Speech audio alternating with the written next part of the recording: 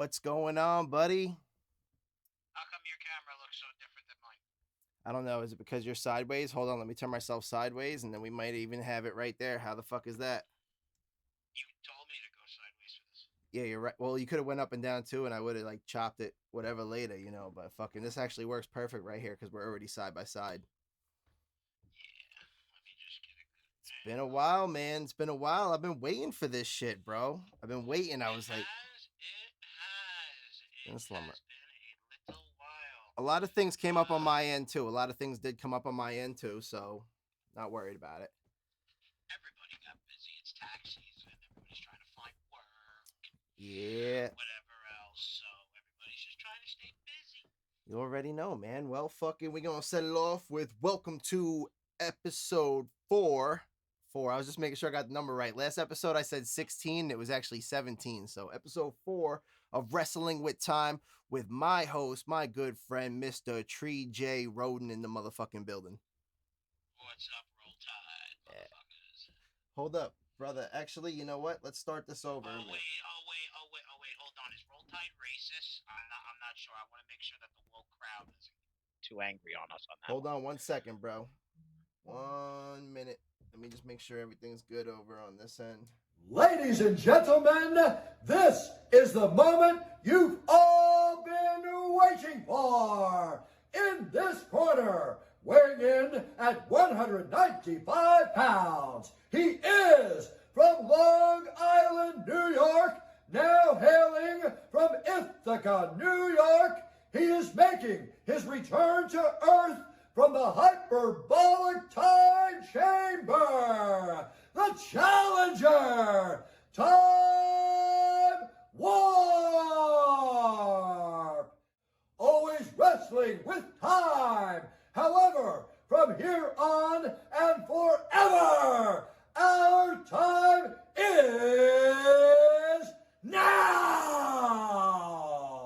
I'm still here. All right, cool. Now I just need to plug a cord in because I didn't have my auxiliary cord in. So for the first half of that conversation, it's just going to be through the microphone, I guess. But fuck it, bro. It's been a while, man. Anyway, it's been a while. Roll Tide. So we're going to do the intro again. Welcome to episode 4 of Our Time Is Now with my man, Tree J Rhoden in the building.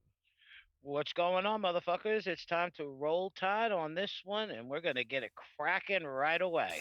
Yo, I man. just hope that I just hope that doesn't piss anybody off that's on the woke side because I said roll tide and cracking. So you want to know something? Just like Tom Brady with the Super Bowl. Oh.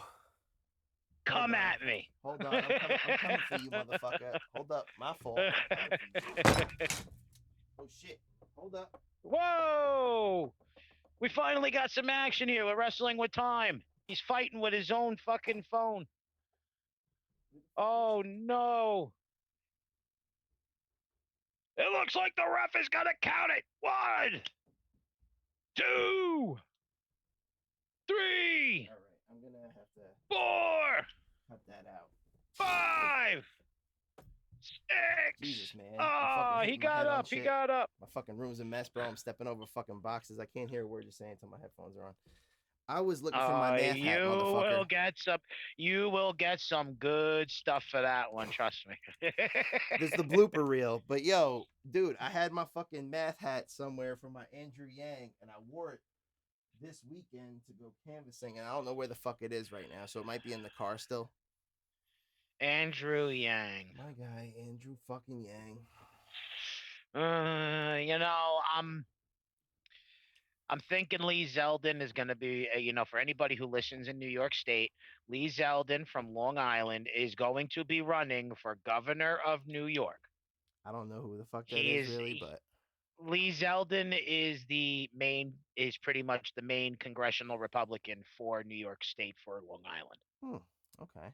He lives in Shirley. He's a war vet, everything, the whole 9 yards. The guy was Trump's right-hand man, and he did everybody very well. He was at all the rallies that we did. Well, what's Yang running for mayor anyway? He's not running for that. governor. He's running for mayor. I was like, I know, but we don't. To me, we don't need another Democrat. We need a Republican. I know you feel that way, but hey, man, such is life, right?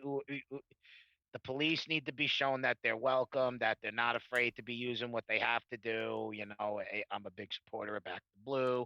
So, tragedy, yes, what happened the other day in Colorado Springs. It has been confirmed that it was a Middle Eastern man, not a white guy, a Oh, Middle Eastern man killed those 10 people at the shopping place, whatever. I think it was a CVS or something like that. Um, it was a Middle Eastern man, and it is very sad because they're turning it into a hate crime because they're saying he was white. Meanwhile, he had a Middle Eastern name that ended with Al Shir hmm. or Al Asali or whatever. So his whole name was Muslim. I'm not trying to be racist, but it's the fact of the matter is that they're trying to say that white people are causing the biggest gun crimes here. Yeah. So Well, I just want to make sure that we're all on the same page. If anybody wants to be woke about it, kiss the fattest part of my ass. it's a pretty big ass, bro. I mean, I don't know what the fattest part of that ass is. You'd be surprised. I'm still surprised. Yo, I remember when we were at your crib, dog, one day, and we were chilling in the basement. I forget, was it Rob Casadente that passed out on the couch? It was somebody, and we were like, yo, just like farting that motherfucker's face, bro. And you got up on the couch, and you were just like, It was Nick Palmer. it was Nick Palmer. Oh, it was. It was Palmer. Oh, It was Palmer because he passed out. He was drunk. Always he was all passing out. Always. And everybody's couch or in his own car. Like, you're just farting his face. Yo, bro, you pulled your pants down, ripped in his face, and this motherfucker just woke up like, oh, with a big fat ass right there in his face. Like, oh! What he the ran fuck, right you out assholes? the fucking house. He ran right out the house screaming it. Oh man, bro, it was just like, I don't know if it was the whiff of the smell or just you holding your ass there, but he just woke up and he was just like, ah. He probably was traumatized to this day, and he Oh, probably man. still is. You know Nikki's gonna see this shit, and we're gonna be like, yeah, Nick, it happened. You know what? You might not remember it. You were drunk, you were always bringing your bro. Guess tequilas. what? Or, It happened. remember his 6-packs? I got the 6-pack right here. All right, No, motherfucker. hold on, couple hold on. blunts. Hold on. Bong rips Hold on, later. hold on. Is anybody else smoking? Oh, okay, cool. You see, this is mine. I'm gonna go in my car and I'm gonna go smoke this by myself. I'll catch y'all later. Oh, you're fine. You don't need to smoke that by yourself later. No, Nick. He used to do it all the time. Oh, okay, everybody's rolling up. I'm gonna go sit in my car. This is for myself. I don't smoke with nobody. I'll see y'all later. You got a good memory, motherfucker. Palmer never shared his blunts. The only motherfucker he ever shared his blunts with was me, really, bro. He would always let me in on his blunt. Yo, Ty, you my guy. Like, boop. But y'all motherfuckers was in the party like, yo, what up? He ain't sharing the weed. I'm like, whatever, dog. I threw the party. I'm getting high. We in my driveway. But fucking, yo, man. So I got the hat on for those that do know, maybe the ones that don't know. WCW's Bill Goldberg versus NWO.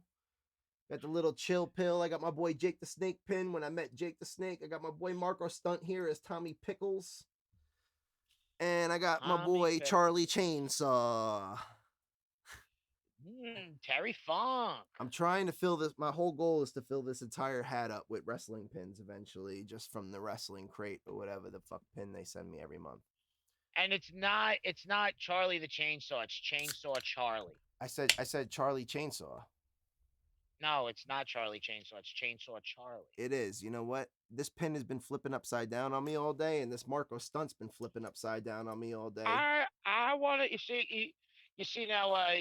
Now the story about Chainsaw Charlie, I recently found out was through a episode of. Folks, ladies and gentlemen, before we get further into it, this week's episode, I'm gonna be sure to let you. It is not sponsored by Broken Skull Ranch or BSR or Stone Cold's beer. It's sponsored by a little bit of Bud Light Lime since they didn't have Coronas.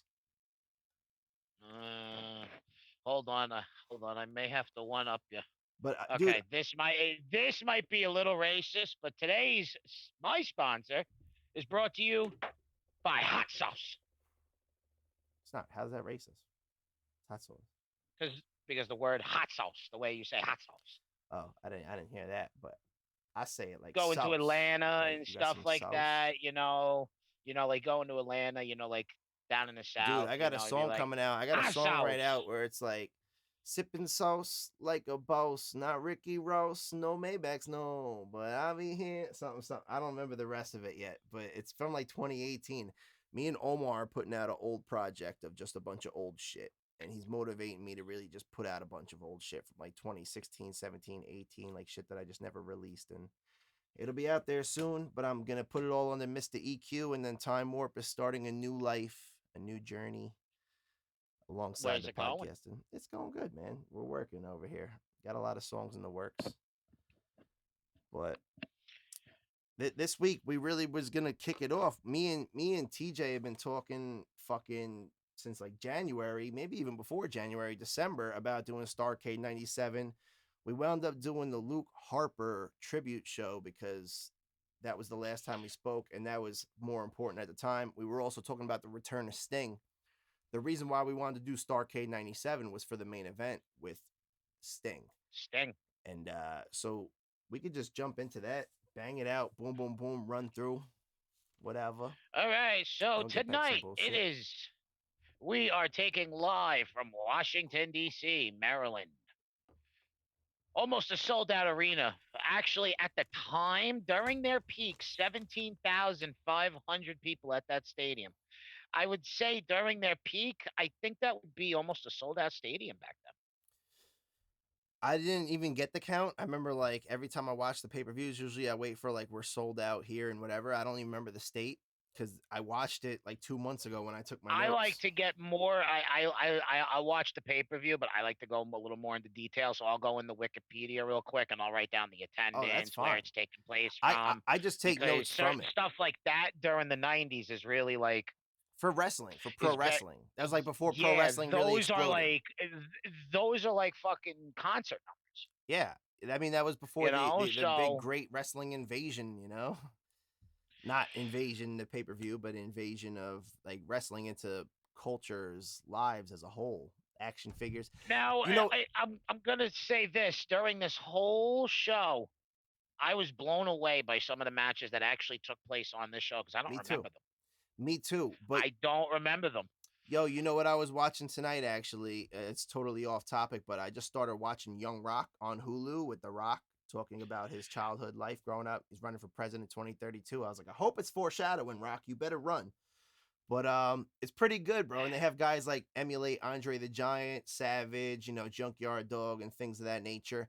And Andre's the first one to get a wrestling action figure, and Rocky's there with him, you know, like looking like, oh yeah, we all getting those. He's like, no, just me. I haven't seen it yet. Not to spoil it too far, but it suggests like for I hate sitcoms. I hate sitcoms, bro. But when The Rock is producing a show, with anything.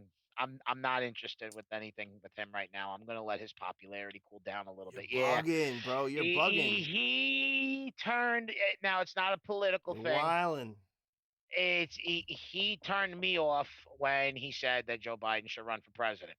That's right, you know, that's a personal preference. You said not politics. That's personal.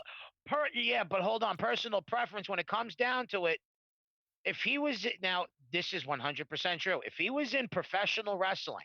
Yeah. And wrestling had no ties with the movie industry, that would have been a completely different fucking endorsement because you know who endorsed Donald Trump through the WWE? All the WWE higher-ups from Vince McMahon to his son-in-law to Stephanie to Shane. It comes down to money, baby. Anybody who exactly. It's a money thing. And plus also, we're in a situation where Andrew Yang actually wants to go after Vince McMahon. For what? And he can't. The wrestlers aren't the wrestlers aren't. Really don't. The wrestlers aren't unionized. Yeah, I understand. Vince McMahon doesn't pay Vince McMahon doesn't pay a lot in taxes. Apparently, Andrew Yang knows this. Yeah. So all this bullcrap, but to get far from the point, I get it. I'm going to cool off of him for a while. I've been seeing a lot about the wrestlers trying to unionize, though, as of recent. I have been seeing articles, Twitter. Well, no, it's been going on since the 80s. Who was the first one to throw the idea for starting the unions in the wrestling was Jesse Ventura, went up to Hulk Hogan in about 88 and said, we need to unionize. You're the big guy. Vince will listen to you. Yeah. Hogan went and told Vince that Ventura wants to unionize the business. That's one of the reasons why Jesse Ventura left, Got rid of him. because Hogan was a snitch. Yeah, well, you know what's funny is when I always watched Jesse Ventura growing up, I always thought Hogan was like a mini version of him and the other guy with the blonde hair. I can't fucking think of his name right now. Billy Graham. Billy Graham, yeah, superstar Billy Graham. Hulk Hogan was the mirrored image Billy Graham of Billy Graham. Yes, 110%. and He Jesse was the supposed Body to be the and new Jesse Billy. the Body. If Billy Graham and Jesse Body Ventura had a kid, you have Hulk Hogan. No. I think so. That's like Personal no, because then that's like saying that what happens when you take Vince McMahon, P.T. Barnum, and a fucking a real estate guy, you mix them all together, you get Donald Trump. It's possible. You see, so if you're gonna take that analogy, just take Vince McMahon, P.T. Barnum from the circus, and just a big real estate tycoon that's probably just not really well known in one Could have state. been Donald Trump though. He was an entertainer. I mean, he was. You an get Donald president. Trump. He was definitely the most entertaining president. Like, I hated watching politics. He made it interesting, but it was like you could love or hate the guy, and just it was entertainment at its finest. Look, I made politics very easy for everybody. There's a book you should read. And it's how Vince I think it's on wrestling. I don't know if it's how Vince McMahon and the WWE helped Donald Trump secure the election or some shit, but it's something along those lines. I wish I had it written down. Well, hold on. If that was the case, look, folks. I know we went a little off topic here, but I just have to get this out. It's fine. Go, talk you hot. If that was the case, Connecticut would have voted red in 2016 and 2020, only for the fact that Linda McMahon was part of Trump's cabinet. She was the one who ran the small businesses and affairs during Trump's administration for 4 years. So if that was the case, then Connecticut should have turned red in both elections. But you're right. That could be a factoring issue. But anyway, because if that's the point, she was a senator from she was a senator from Connecticut. Yeah, it's true. But we're gonna get off that shit. We're gonna get off that shit. Fuck the politics today, folks. This is all right. So our first match tonight. Hold on. Before we get to matches, because I got my shit broken down. I want to talk about opening segment. You mentioned opening segment. I'm gonna mention opening segment. Opening segment was brilliant. Intro to Sting's Crow persona. Hogan versus Sting. It's going down finally. Two icons from the same golden era. Now, I want to bring it up. He's been brought up in this podcast before. Dusty is commentating. Yes, and good Dusty, old Dustin Rhodes. Yo, he makes a quote that says, "Let me tell you something, baby. I have never seen this man more angrier than I ever have in my life. This is like humming a gold tooth, as Jim Cornette would say. This is wrestling gold, baby." Down to the lisp. I wish I had the quote in here so you could read the quote too, but I'll try my best, Dusty. But it says, "Destiny from the time you want to be a great athlete leads you to a final place, leads you to a big event. Destiny has brought Hollywood, Hulk Hogan here, Sting here, and the world all over here for this big, huge event." And that's the opening quote to the pay-per-view from a very powerful man, Dusty Rhodes. The only man to ever hold the WCW championship who was bigger than the muscly boys of the Ric Flairs of your time, baby. Woo! Woo! So yeah, we'll jump into match one. We got Dean Malenko versus Eddie Guerrero, who's the champ for the Cruiserweight Championship. Big match. And this is two of the three amigos. Two great friends, two great legends. And I was very surprised that Eddie won this one. You know what I was very surprised? Is that I'm surprised that they booked Eddie to win it. Not even that, but I mean, this is like, right now, this is like, the intensity is real with this one. Like, the chemistry, when these guys flow in the ring. Exactly. It's like Eddie and Chris Benoit. Whenever you get them together as a tag team or as rivals, they're they know what a match should be, and they know exactly how intense the match should get. But I think it's like when you come up with people, right? You know each other's style, you know how to flow with each other best. So you throw me in the studio with Omar, Freddie, Ash, Rick, and everybody that I grew up with from the age of 16 through, and you throw us on a track, even if we haven't made a track in 4 or 5 years, it's still there because we know what each other want to hear. We know how to bar it up. We know how to make the song a hit. Same way with these guys. They came up, whether it was wrestling in Mexico, Japan, wherever the fuck they were at, whenever they were there, and they always wrestled each other before the big leagues, before WWE, before WCW, before the big paychecks started coming in. This is what they live for, especially Eddie Guerrero, and I think that's why, even though I'm very disappointed a lot of this generation won't really get to appreciate Eddie and see Eddie, but when I go back on the network and I watch those old WCW matches, him and Ray's rivalry and Eddie Guerrero at his prime, baby, like this is in my blood. Latino heat is like a lifestyle. It ain't just, it's wrestling, baby. Chavo too, and Dean Malenko, Chris Benoit, you throw them all in the loop. Who else could go to that? I mean, Juventud Guerrero, maybe? No, I could see Savio Vega and possibly Rob Van Dam, depending on a good day on how he's feeling. On how they work together, you're talking about? Like those wrestlers? Yeah, because RVD and Eddie Guerrero can put on a fantastic match. Both of them know what a match should look like. RVD, very underrated. Rob Van Dam could probably put on a good match with Dean Malenko staying the stand ground and RVD trying to do all the high maneuvers.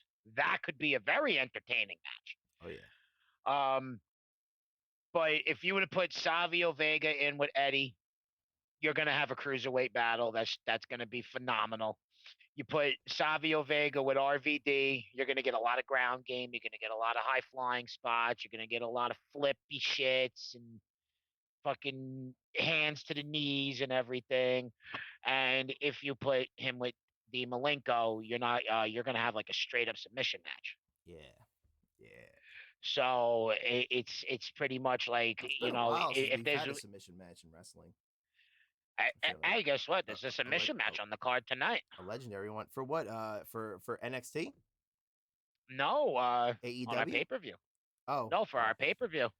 For what pay-per-view? Oh. Man, I'm high as shit, bro. I'm not even there yet. I've been ripping this bowl. Like, I thought we were going to start at 7. I was like, yo, I'm going to rip this bowl, drink a beer. I'm on beer too. But yeah, yo, so anyway, the Eddie stays with his hand behind his back for the fake shake in the beginning. Classic Eddie, you know, lie, we cheat, we steal, before it was the quote. And he hits the frog splash for the win. Yeah, and pinned him 1, 2, 3, won the Cruiserweight Championship. And so for match 2, this is like personally one of my favorites. But before that, I mean, Scott Hall comes out. Hey, yo. Hold up. Hey, yo. Damn, bro. You know what? I forgot I had this on here because I was going to get my Scott Hall curls going for the event. But, Hey, yo. Hey, yo. Who wants to hang out with the bad guy? So the Giant comes out, 7'4", 480 pounds is what they bill him at. Beats up Scott Hall, then mocks his shake. He does the little, like the Giant did the fucking shake. Ooh. No, he didn't do that. He just did the shake, I think. And so match 2 comes, and it's finally WCW versus the Steiners and Ray. And then we got. Well, hold on. Let's not get too mincy with the names. We got somebody who I've never heard of before. Never heard of Scott Norton. Really? Never heard of Scott Norton. Scott Norton was in the old wrestling games, bro, like WCW, NWO, World Tour and shit. Yeah, I knew who Scott Norton was, Scotty Norton. We got Vincent, who is known as, in WWE, was known as Virgil. And then we got the, actually, you're right. My bad. The way I marked this paper off, I'm like mad messy, bro. I put match 2 here, but you're right. This is the 6-man tag NWO. Look at the way how I write. Yeah, I know. Okay, it's organized. And you see how it's all sloppy and everything. Look, it's still sloppy. I can read look at my handwriting. Shit. Look at my shit, TJ. Fucking look, I got shit written off to the side, squared off. I got circles around shit, arrows pointing places, like. So you're right. My fault. It That's was the way I Vince, got it. Vince Scott Norton, and Macho Man, right, with Liz. Yep. Versus the Steiner brothers. Steiner brothers and Ray Talker or whatever, aka Big Boss Man. Trailer. Yeah, yeah, Big Ray Boss Trailer, Man. aka Big Boss Man, with Ted DiBiase That's as who I have him on my paper. Yep. I have him as Boss Man. Yeah, I put Ray like Talker or some shit, aka Big Boss Man, because that's how I know him, as Big Boss Man, with Ted DiBiase as the manager.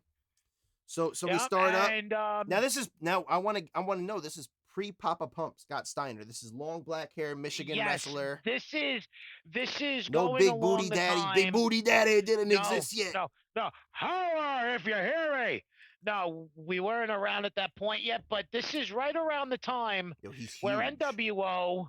He's huge, this was bro. the time. He was huge. This is the time where NWO was taking off really big, and the seeds for the Steiner brothers were already starting, to bloom, and the brothers were going to break up within the next, I think, 6 months to maybe, I probably anywhere between 4 to 8 months after this pay-per-view. I think they broke up. Yeah. And then that's when Scott Steiner went to NWO. And I think Rick Steiner was just a regular wrestler. I think he had the match with Buff Bagwell's mom on a fucking pole match or some shit like that. Yeah. Rick Steiner versus he was still always a dog face somebody for fucking. Yeah, it was wrestling for somebody's mom, their love, right, or some shit. Was it their love, or the love of the mom, or something, or just? No, I thought it was. I thought it was Rick Steiner versus. It could have been Buff Bagwell. I feel like because that would make the story right, but during this time, well, hold on. During that time, Vince Russo was writing for WCW, so I'm gonna say it wasn't Buff Bagwell. I could be 100% wrong. Could be 100% wrong, but I could have sworn that it was like Rick Steiner and somebody else fighting for the love of Judy Bagwell, Buff Bagwell's mom. It could have been 100% Buff Bagwell fighting for his mother not to be with Rick Steiner. Dude, but I vaguely the way that Vince Russo, remember this. The way that Vince Russo, because I fucking hate this asshole. He writes wrestling. It could go in 7 different fucking directions, but Vince Russo, fuck you. Vinny didn't do nothing wrong. Vinny's a good guy. Allegedly. So I mean, like Scott's huge pre Papa Pump. I mean, there's a lot of back and forth in this match, but it was a pretty savage match to say the least. Macho Man, I'm pretty sure hits the elbow. Macho hit the elbow. Hit the elbow. Win. 1, 2, 3. 1, 2, 3. You got it, brother. I already wrote it down. Macho hits the elbow. 1, 2, 3. And yeah, now also next. I want to make an honorable mention. I forgot. I said Ted DiBiase was with Boss Man. Obviously, the lovely rest of soul Miss Elizabeth was in the corner of Macho Man Randy Savage. So they both had a valet. Staying away from Hogan. So match 3, man, my man Goldberg. In a 5-minute squash match. Steve 5 minutes. Mongo Michael, I've never really been a huge fan of him. I know he came from the NFL. Mongo is fun, bro. Mongo is a funny dude. I'm not saying he's not funny. There are some wrestling promos. But there are wrestling shoots with him on YouTube from kayfabe commentaries and stuff like that. But I just didn't like his wrestling. He is hilarious. You could be a funny guy, though. He was a football player beforehand. He just wasn't the best wrestler, in my opinion. So is Dan Spivey. Well, no. Hold on. Never mind. Can't say that. All right. I can't say that. So anyway, yeah, I mean, like you said, quick squash match. Goldberg wins. 5 minutes. Goldberg hits the jackhammer. 1, 2, 3. He put Mongo through the table. You forgot he put Mongo through the table, too. I think that was win 80. 80-0 at that point, I think. I could be wrong. I don't know. Maybe Did you watch the streak shit on the network? Did you watch the Goldberg Untold or Goldberg whatever? Nah, but all I know is that WCW made a very arbitrary number. I think it was like 175 to nothing, and then he lost. And that was to Kevin Nash, Big Daddy Cool, which is going to be another pay per view we'll talk about With soon. Scott Hall giving That him the might be taser and that might be everything. Yeah. Starcade '98, bro. That might be next year. I thought that was 99. It might have been '99 too, but I'm saying I know it's Starcade. I remember it being Starcade. So Raven comes out, no music, sits, bitches and moans as usual. What about me? What about Raven? No, maybe he didn't say that shit. I don't even know if he did. I crossed it out. Raven, so maybe he didn't you say should have done. You should have stayed in ECW. You Right. did a lot better in ECW. It was cool though. So I mean, we're gonna move on to match 4, and this one's great because We got Perry Saturn because we got we got the other two of the Amigos. We got Perry Saturn. That's who we and forgot we to got mention Chris earlier. Benoit. That's who we forgot to mention earlier when I said Hoovertude. We should have mentioned Perry Saturn into that mix. Yeah. But yeah, I mean, it's really, this match is the Flock versus Benoit. Really, no DQ. Yep. I mean, he comes off. He axe Perry handles. Saturn gets him with a submission. He axe handles Sick Boy into the Shooting Star Press outside from Kidman. I mean, the Flock wins via Saturn, Rings of Saturn, fucking submission. I was disappointed because I really wanted to see Benoit kick the shit out of him because I was just like, yo, this is the first Benoit match I watched in a while, right? And since that's kind of taboo from WWE, it's like you can never really, you can't take away a man's legacy and what he laid forth in the foundation for one fucked up thing he did. Because if you judged every criminal by that, do you know that they are slowly bringing him back? I hope so. But I mean, like, bro, they're slowly bringing him back. There's been wonderful people in history who have done crazy, insane things later on in life that may have tarnished their legacy, but you can't take away from what they were fighting for and what they were going for in the beginning. Sometimes sometimes people lose their mind, or they do a drug and it makes them trip out or whatever, or they do something that's not outside their character, but initially it wouldn't have happened. And I mean, anything could break that down, whether it was the, I know you watch Dark Side of the Ring, whether it was the roids or whatever the media says, or whether it was some other shit, or whether it was the conspiracy theory of what's his face setting him up because Benoit Kevin Sullivan. Yep, Sullivan. Like, there's so many ideas out there in the world. We don't know, bro. We weren't there in person. No, the only thing that I can say what was really weird about that death was 2 years later, identically to the same day, Michael Jackson died. What is it, June 25th? Yeah. No way. It's not June. Benoit died on June 25th. Yes. I never knew that, bro. Michael Jackson, I remember dying because it was prom night for us. Michael Jackson died the day before my birthday, which is a little fucking... Dude, it was June 25th. We were at prom, bro, and fucking... They were I didn't go to prom. I know, but I did. Me and Castro went, and it was fucking Michael Jackson songs all night. Michael Jackson just died. Like, it was like the DJ threw on a shitload of Michael Jackson. It was like 6/25/09, baby. That date always sticks with me because I remember that date. Like, I was dating Steph at the time.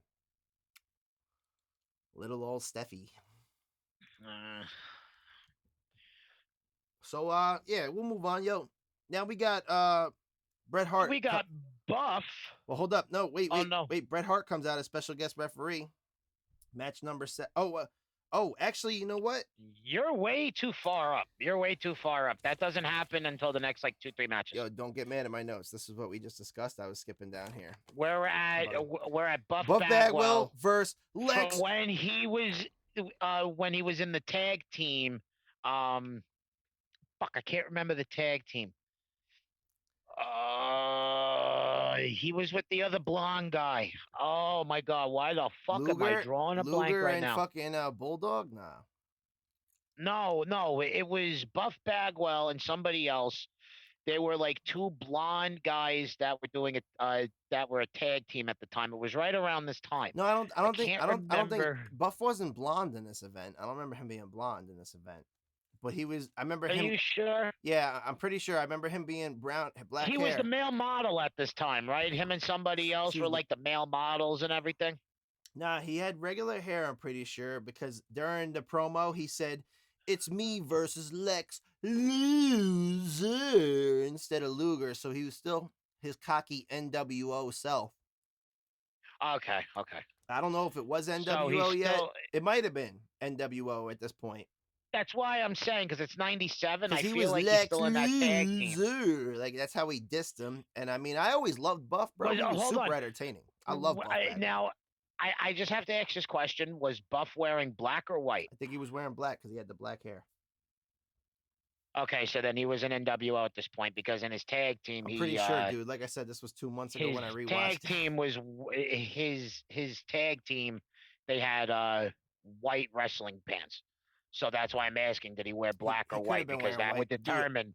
I don't know. I watched this in January. It's already been 2 months, so I forgot. But I'm pretty sure by the way his cocky arrogance came off, like Lex Luthor. Probably NWO. NWO. NWO. Yeah. I mean, I always loved Buff though. He was always super entertaining to me. A lot of people hated him. Buff's got the stuff, man. Buff's got the stuff. Buff, the stuff, and the girls can't get enough. Get enough.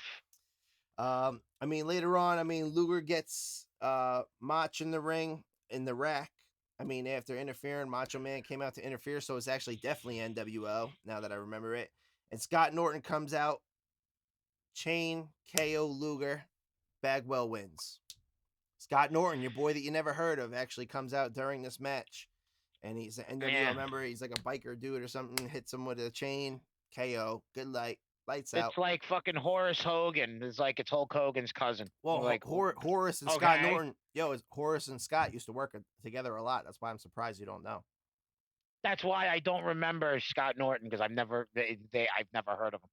Dude, I don't really remember Scott Norton as much. Maybe I smoked too much weed. I don't know. I don't remember Scott Norton as much, but there's also another dude who I forgot who had like black hair, and he was a tall guy, kind of like Kevin Nash, but not as tall. That used to be in the NWO, and I used to have a little Matchbox car of him, and I can't think of his fucking name, but he's gonna pop up one of these days.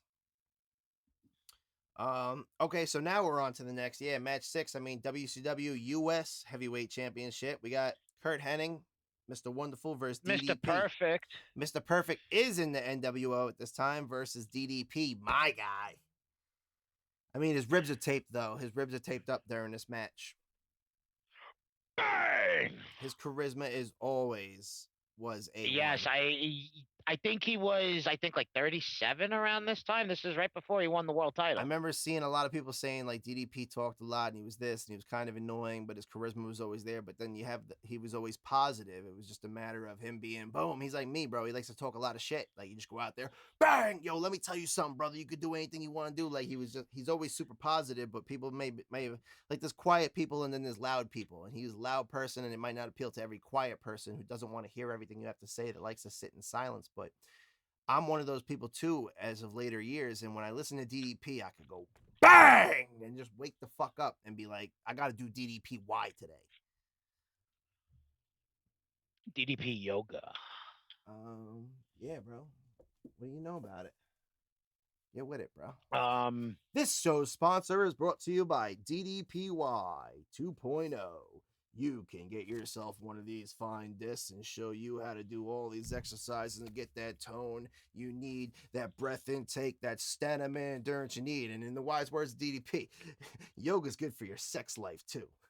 Bang! Hence, hashtag. And if you don't believe the science, look at Chris Jericho.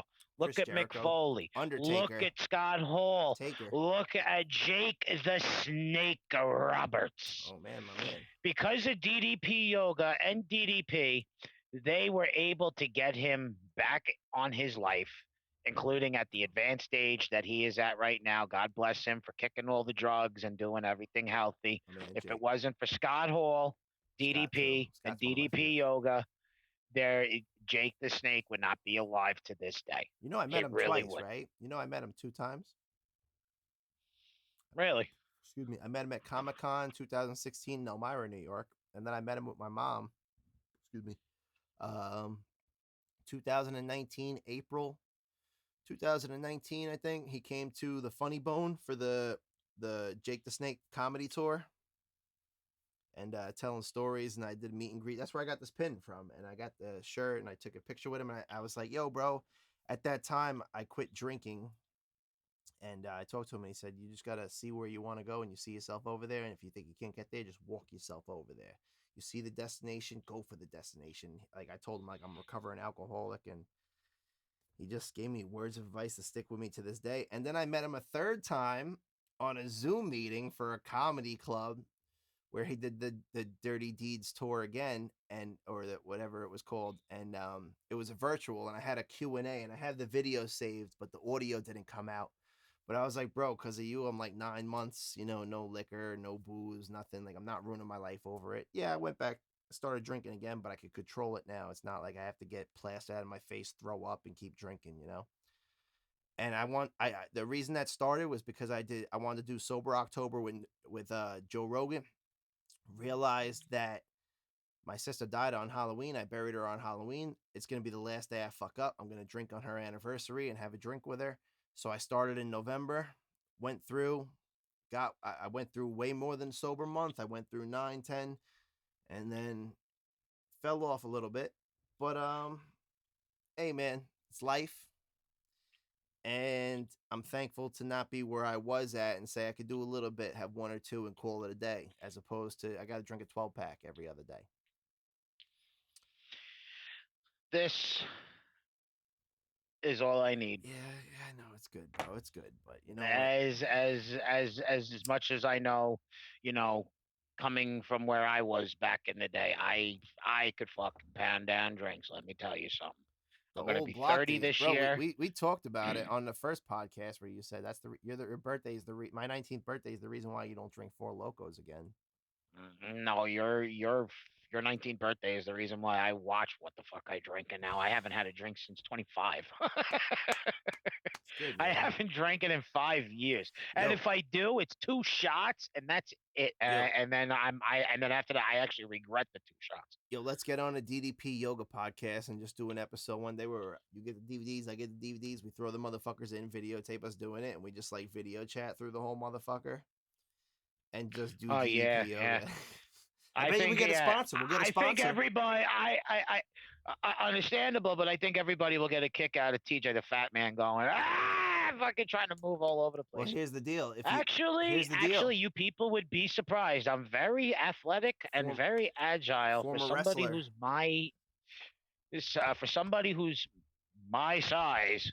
I am pretty agile. Dude, it's not that. For a guy you're my a former size. professional wrestler. Like, I've seen you in the ring, and I've seen the way you work and the way you move. So, like, yeah, but people who don't know. But I'm saying, like, it'd be cool to set one off like that. And then if we could keep a challenge going, and then we come back in, like, 6 months, and then we do a podcast like we've been doing, like, every other week, and we see the changes that we're making in our lives to show people that it does work, aside from, like, Jake the Snake and Scott Hall and like average people, this works for us too. I did it for like 4 or 5 months, bro, and I felt like the greatest I did in my life before I gave up.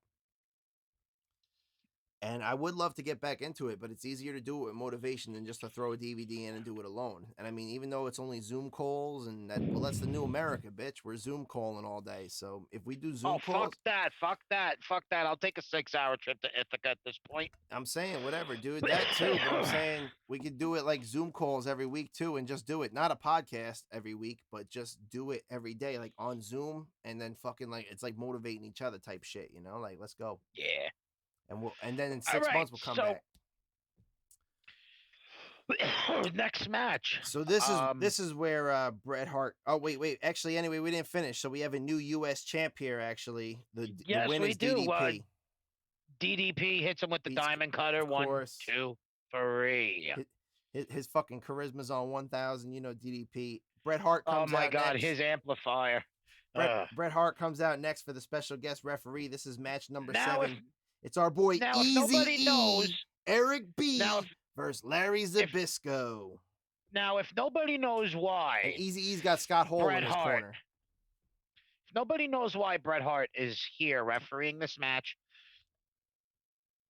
you are one stupid motherfucker. Now, I might be a stupid motherfucker because I have no idea. So you let me know.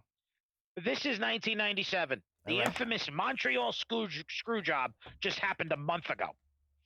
In 1997. Yep. Starcade. I got you to the punch. Now I know why. Starcade is WCW's WrestleMania. So Survivor Series takes place in November. Starcade takes place in December.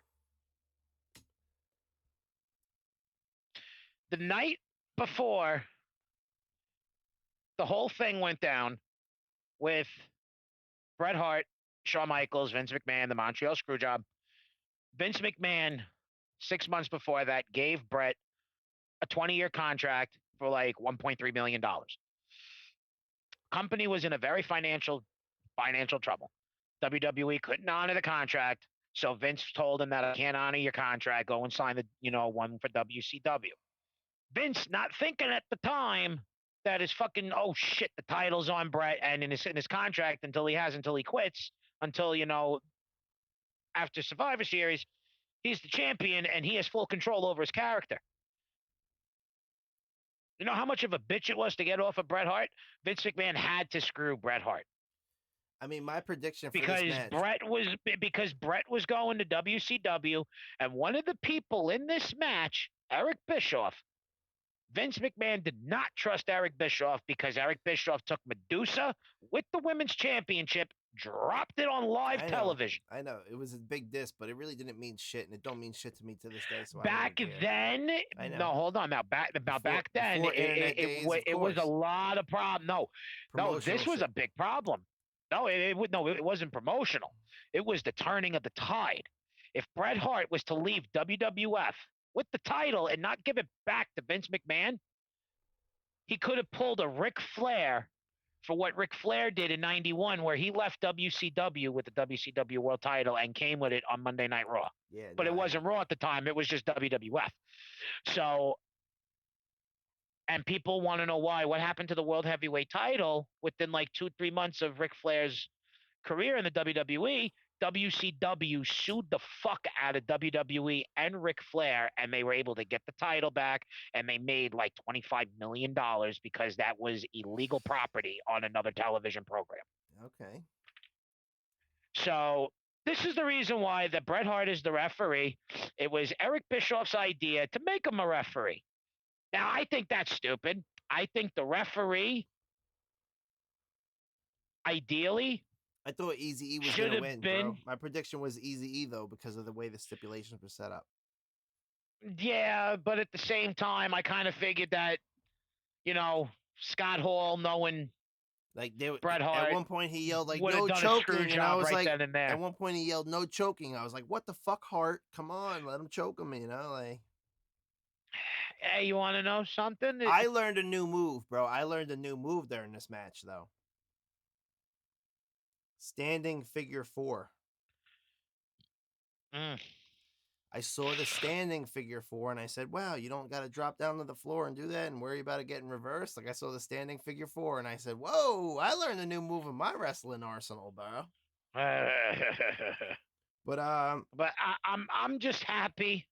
I mean, Easy's doing like the rope-a-dope, Eazy-E. Hart's playing for the NWO, I'm thinking, at one point, because he wasn't really helping Larry. But then E cheats, steals the plate, comes flying out. Hart gets Hall in a sharpshooter. Bad night for my boy Scott. Bad night. I'm the bad guy. What do you want me to do? And WCW comes up to win. But he's old as fuck at this point. It's not an official match. Who is Scott? No, Larry Zbyszko. He's like old. Yeah, no, bro. He was old. He was old when I watched this match in '97. Dude, he was in TNA in 2006. Okay, so now we come up to the main event. Number 8. Okay, now listen, baby. Hogan, my prediction is Sting. My prediction is Sting because it's Sting coming back. My prediction is gonna be also Sting because I believe that no good dude, Hollywood Hulk Hogan, is gonna win this match, not by a long shot, baby. Anyway, Bret Hart stopped the screw job before the last match, and he said, "I said it will never happen again, and it's not gonna happen again." Meanwhile, this was the match where three infamous things happened in this match. Bret Hart coming back out saying the screw job ain't happening again. Meanwhile, the referee, Nick Patrick, or Nick Harris, whatever his name is, was told by Hogan in the back to count it like a regular 3 count, so it don't look like a screw job. It could have been possible. But what you saw on television was exactly, I think it was I think Hogan said a fast count, not a regular count, but a fast count. And the referee ended up doing a regular slow count, a regular 1, 2, 3, and the match still continued and everything. And at this point, Sting hasn't wrestled for a year. Yeah, it's been this is the first time we're seeing black and white Sting. In a Yeah, moment. no, This no, it's episode not. is This sponsored the by first- Nerds, grape, or any other flavor. You could get a grape flavor or a nerd, and you just go nerdy, and we're just going to talk a lot of shit like the Wrestler podcast do, even though they're not sponsoring us on the Wrestler podcast.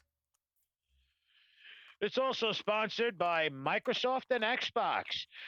Get Microsoft or Xbox, and you can play WWE 2K20 or 2K21. I don't know which one they're fucking up to. I still play 2006 and 7 because nothing beats the classics. Bill Gates, sponsor us, and here's the Nerds crunching. For the people over at Nestle or whoever the fuck makes these. Nestle candy. owns Wonka. Nestle owns Wonka. They must. It doesn't say it on here. Anyway. Yeah, it does. Box.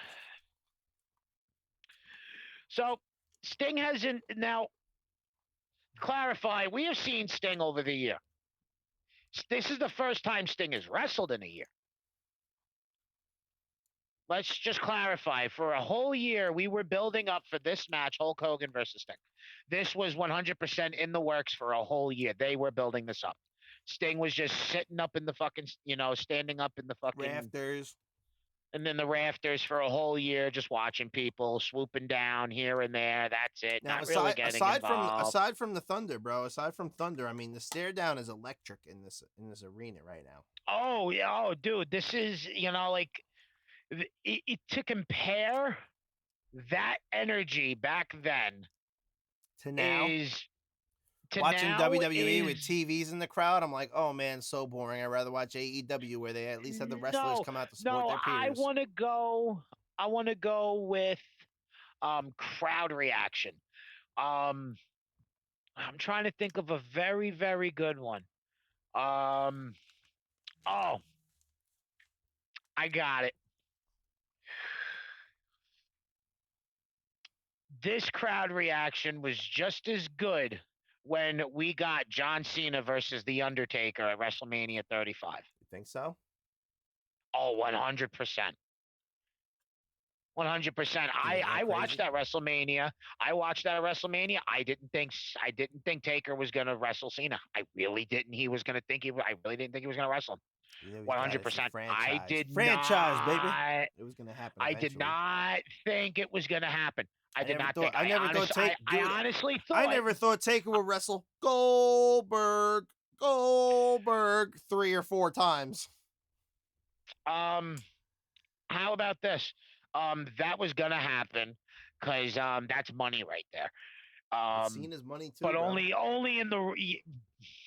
Cena's money too, man. As much as you hate to admit it, Cena's the franchise for the last 2 decades. You want to know something? Let me go get my Yankees baseball cap. Let me go get my camo fucking white beater. Let me go get my jorts. You better spit a rap, cocksucker. Let me go get my jorts and my Jordans. Yeah, you better. And then I'm gonna go word life on your ass. You better. Yo, I'll do it for you, bro.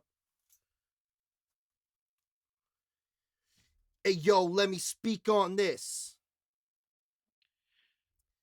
Hey, yo, Taker, you know it's John Cena. I'ma take over. If over rhymed with Taker, then it could be pass over. Because you already passed the plate to me, and it's kosher. It's already been blessed by the priest. Oh, wait. I forgot what the Jewish guy's name is that does this. What is it, TJ? Hit me with it. The rabbi. Hit him with the rabbi. Been blessed. Show you what it is. Life's been less stress. Since I got rid of Nikki, she was stressing me like, John, let's have a baby. Then she went and got with some other guy on Dancing with the Stars. Be like, oh man, John, I wish I was where he was in his shoes, dancing, giving little Nikki the woo, call up Pop Smoke. And we spitting freestyles. And you know what? If you don't like it, it ain't worthwhile. Cause TJ, you looking at me, you seeing a real MC in Mr. JC. Word life. Word life. Basic thugonomics. Well, I don't know about thugonomics, but I do know something in hugonomics. You want a hug? What? We ain't thug if we hug.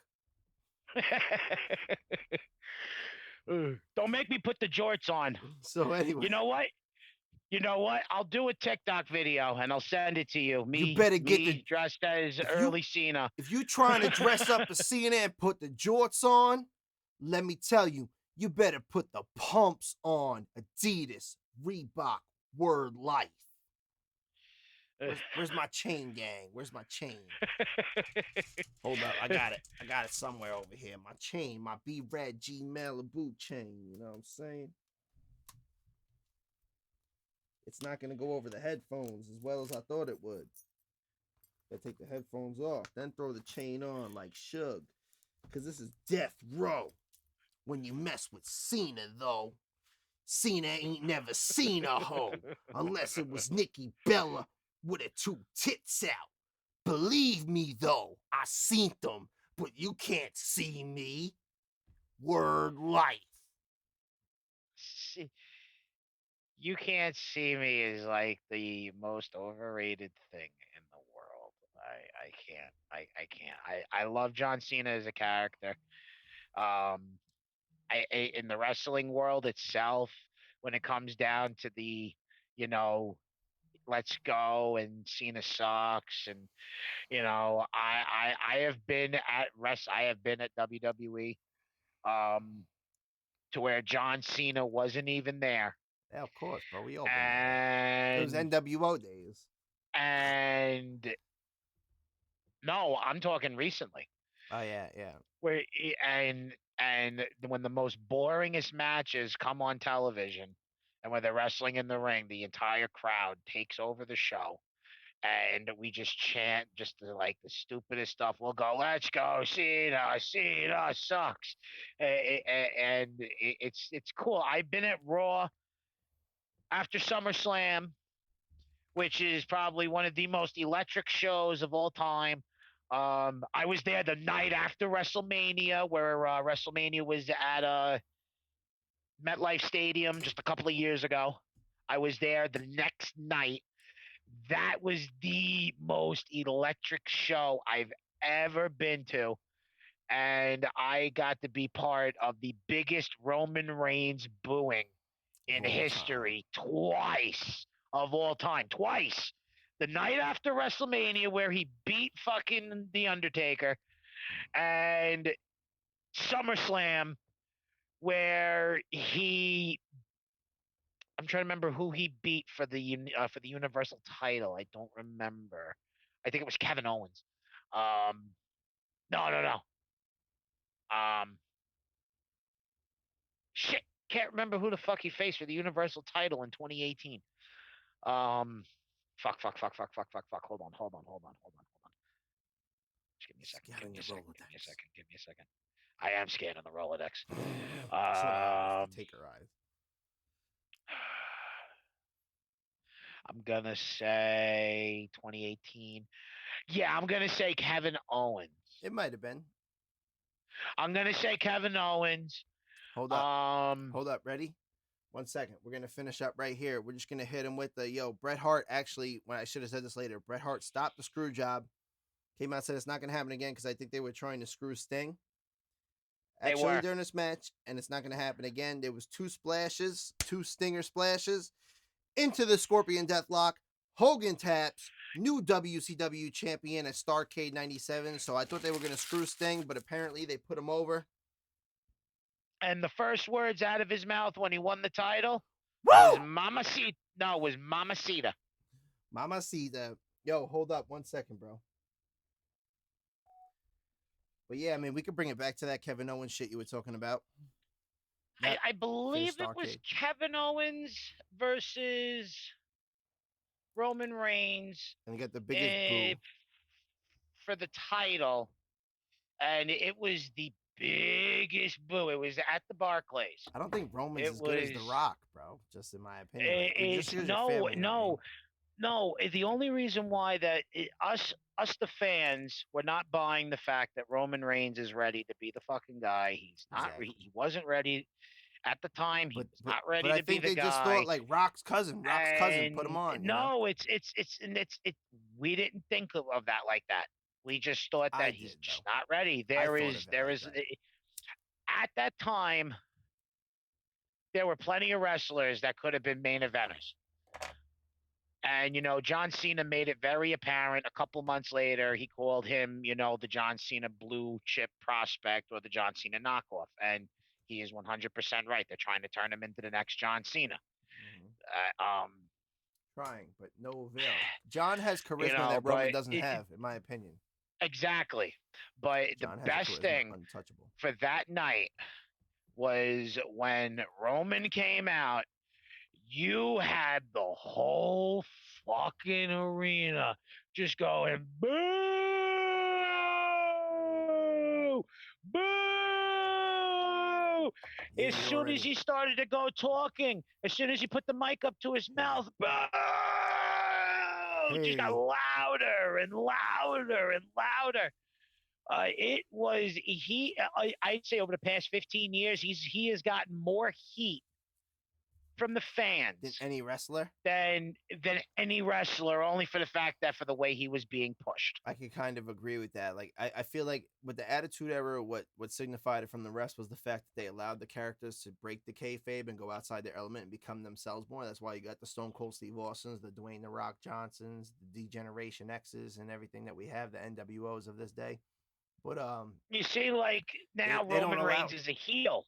Now it's all written. It's back to scripted shit. It's back to scripted and written shit where the athletes don't have the chance to portray themselves. Like, go out there and be the good guy. Go out there and be the bad guy. Oh, okay. And you can't say certain words. You can't say whoop your candy ass or give me a hell yeah. You can't throw middle fingers on TV anymore. Like, come on, man. Be people, be real. You would be surprised. Start watching today's product. They're starting to bring back certain elements again. Yeah. Well, they're starting to bring back yelling. You don't Women need are to now tell bleeding. me. Women are bleeding. You don't need on to tell live television. You don't need to tell me because I watch AEW religiously every Wednesday, and there's an episode on tonight that I'm gonna miss, but I'm gonna catch on TNT East or West, whatever, at 1 o'clock, 12 o'clock a.m. when it starts. And AEW was bringing back the like, I'm gonna beat your ass and I'm gonna kick the shit out of you and you punk bitch, and like. I just started feeling it more because I was like, this reminds me of more of the childhood wrestling I grew up to, like the real shit. While WCW or WWE is like, I'm going to kick your butt, like Kevin Nash said. I can't take a grown man serious. I'm going to kick your butt. At least Jericho comes out on AEW. I'm going to kick your ass. Like, I'm like, oh, ass is better than butt. Whoa.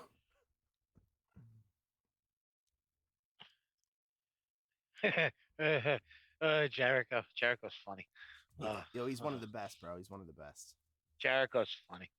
My man Jericho is one of the best. So, yo, let's hop into day 2, bro. Pay-per-view number 2. Hold on. Hey, you. Hey, you. Why are you looking at me like that? Hey, you. Hey. No. Word life. You. This is basic thugonomics. You. Why are you looking at me like that? Woo. Word life. Joker, you heard? Hold on. I'm going to blow your mind away on this one.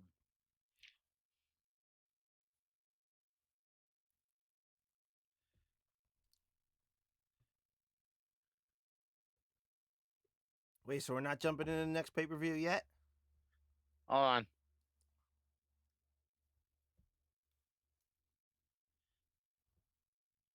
Hey.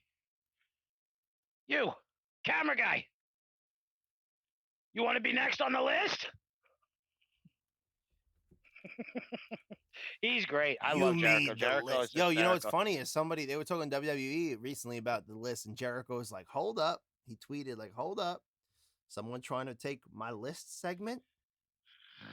And it was like somebody in WWE was trying to bite off the list, like, you made the list or you're going to be on the list. And he's like, hold up. Have we seen this before? The greatest of all time, baby. Fozzy, #1, lead singer of the band. the first undisputed champion of the world, baby. You made the list, TJ. So we jumping into St. Valentine's Day Massacre for the second half of the show because we've been having a lot to catch up on that y'all motherfuckers been missed out on. But we've been getting a lot of good feedback on the wrestling podcast more than most, and that's crazy. But I guess wrestling is a worldwide thing. Hip hop, rap, acting, maybe not everywhere, but so I don't know. We Maybe the people just like me ranting on certain wrestlers and certain people that I don't like Vince Russo and Jim Cornette. Both of you can go, fuck you. Thank you, fuck you, goodbye. Fuck you, Jim. I'm adding the ad-libs behind it. Fuck you. You know, if Stone Cold was Jim, here, you're awesome. When you were in WWE, I know that you had help creating Kane and doing good spots and matches and stuff like that. Speaking of my man Kane just got inducted into the WWE Hall of Fame by his main man, Mark Calloway, The Undertaker, baby. You know, it's funny. I'm eyes surprised went wide when he was inducting him. I rewound it. He was like, "It's my honor." I'm surprised that Kane's going in first. Me too, but you know what the thing is? Kane's done with the industry. Taker still comes back for yearly matches. So does Kane. Kane comes back every once in a while. He'll have a quick match or something, and that's it. You know what? Because they're trying to get whatever Mark got to give left. Like, we're going to keep you here until your legacy's 30-0 at WrestleMania. When you're like 77 years old, you're going to be wrestling until you're older than Ric Flair. You're going to be wrestling until the day you die, and then we're going to bury you as The Undertaker in the Hall of Fame as the greatest of all time. Ric Flair's career goes longer than what we all thought it was going to go. I'm sure. You know, ideally, Ric Flair's career is about 42 years. I'm sure. Well, Undertaker is 20 something. He's at least 30 years in the industry and then 20 years in WrestleManias. He's probably close to 30. He's probably 23. Close to 33. Yeah, that's what I'm saying. So they're going to get another 8, 9, 10 years out of him, some shit. And then induct him in the Hall of Fame and be like, now the dead man's resting in peace. Even though I don't think he should ever have a WrestleMania match after the last WrestleMania was crazy with AJ Styles. We talked about it on the last pod or the one before that. You know, I thought that AJ's hand being up through the dirt. No, was ingenious. No, it was ingenious because I'll tell you why. That would have made the next WrestleMania. You have the rematch and back from the dead. Exactly. So now you have the undead phenomenal one versus the dead man. Yeah. Yo, that's some Mortal Kombat shit, bro. But we all know today's Bray Wyatt is the new Undertaker, which is very good because Bray Wyatt does it. I knew it. I knew he was going to be the new Undertaker when he came out with the fucking fedora and the fucking lantern and everything. I was like, yo, this is the new Undertaker right here. I'm pretty sure me and you had this conversation in private, like before the podcast, like years ago, 2014, 2015, sometime around there. And I said, bro, I would love to see Bray Wyatt be the next Undertaker, and I would love to see them at WrestleMania. And they did wind up fighting at WrestleMania or SummerSlam or pay-per-view shortly after. WrestleMania 33. And he was doing like the little under thing, and then Undertaker sat up and his eyes went like, holy shit, you know? But I always thought as the Wyatt family as the next Ministry of Darkness. Hold on. It was WrestleMania 31. Because Brock Lesnar just took the streak the year before. So it was WrestleMania 31. It was like his redemption match then, finally. Yes, because everybody knew that Bray Wyatt's going to be the new Undertaker. So Undertaker gets the redemption win. That's fine, but he hands over pretty much the Undertaker gimmick to Bray Wyatt. Know what? I always saw the Wyatt family kind of being like the new Ministry of Darkness, and I love the speculation around the darkness, the barnyard matches and crazy shit that they did. You know, I like the fact that they made it very culty. I loved it because that was the Ministry was a culty thing, but it was a religion. Exactly. But in the 90s, but it's religion more was huge. Updated to today. Yeah, but I'm saying that's what made it ingenious was the cultish aspect was like the Ministry of Darkness, like you're the followers. WWE ended up doing Charles Manson through Bray Wyatt. That's literally what they did. They did Charles Manson through Bray Wyatt. Well, if you look at Undertaker's career, like he was kind of like a Bill Goldberg in the aspect that he very seldom spoke unless it was to come out and be like, "You will rest in peace" or something. But I mean, when he was with the Ministry, was kind of when he talked more, when he had more vignettes, when he had more like speaking time on the mic, because he was like controlling an army at this point, and it was versus the corporation and shit. So he spoke the most, I think, in his aside from American Badass, he did speak too. But like from the Ministry, then he went back to American Deadman. Badass was just him being him, which was great.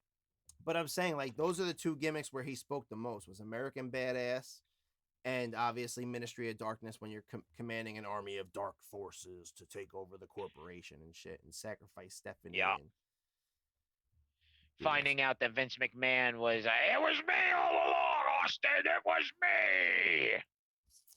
Anyway, yeah. So stupid. So stupid. Vince Russo, that's a Vince Russo moment right there. I don't care what anybody says. That's Vince, the perfect if you're segue. watching this. Bro, well, that's the perfect segue because we're going into St. Valentine's Day Massacre in 1999, and it really showcases the greatest rivalry of all time. This is post Ministry of Darkness, and this is Stone Cold Steve Austin versus Vince McMahon in the main event. The boss for the versus number the one blue contender collar spot for the WWF title. So I mean, like, it starts open with a funny vignette opening of Vinnie Mac versus Austin. You know, it's the most loved rivalry and hatred that we've ever seen in the industry, in my opinion. Because it was boss versus employee, disgruntled employee. We've heard it a million times ever, but it was just like the rebel without a cause. Like, I'm just gonna go be the best motherfucker I could be, and I'm gonna fucking annihilate anything in my path. Give you a stone cold stunner after I tell you to fuck yourself with 2 middle fingers twice, and then boom, drop you on your back and call it a day. Then I'm gonna go drink some goddamn beer and celebrate the payday. Who says Valentine's Day is not all just love and roses and chocolate? First day. What if I was to tell you that Valentine's Day was a bloody day?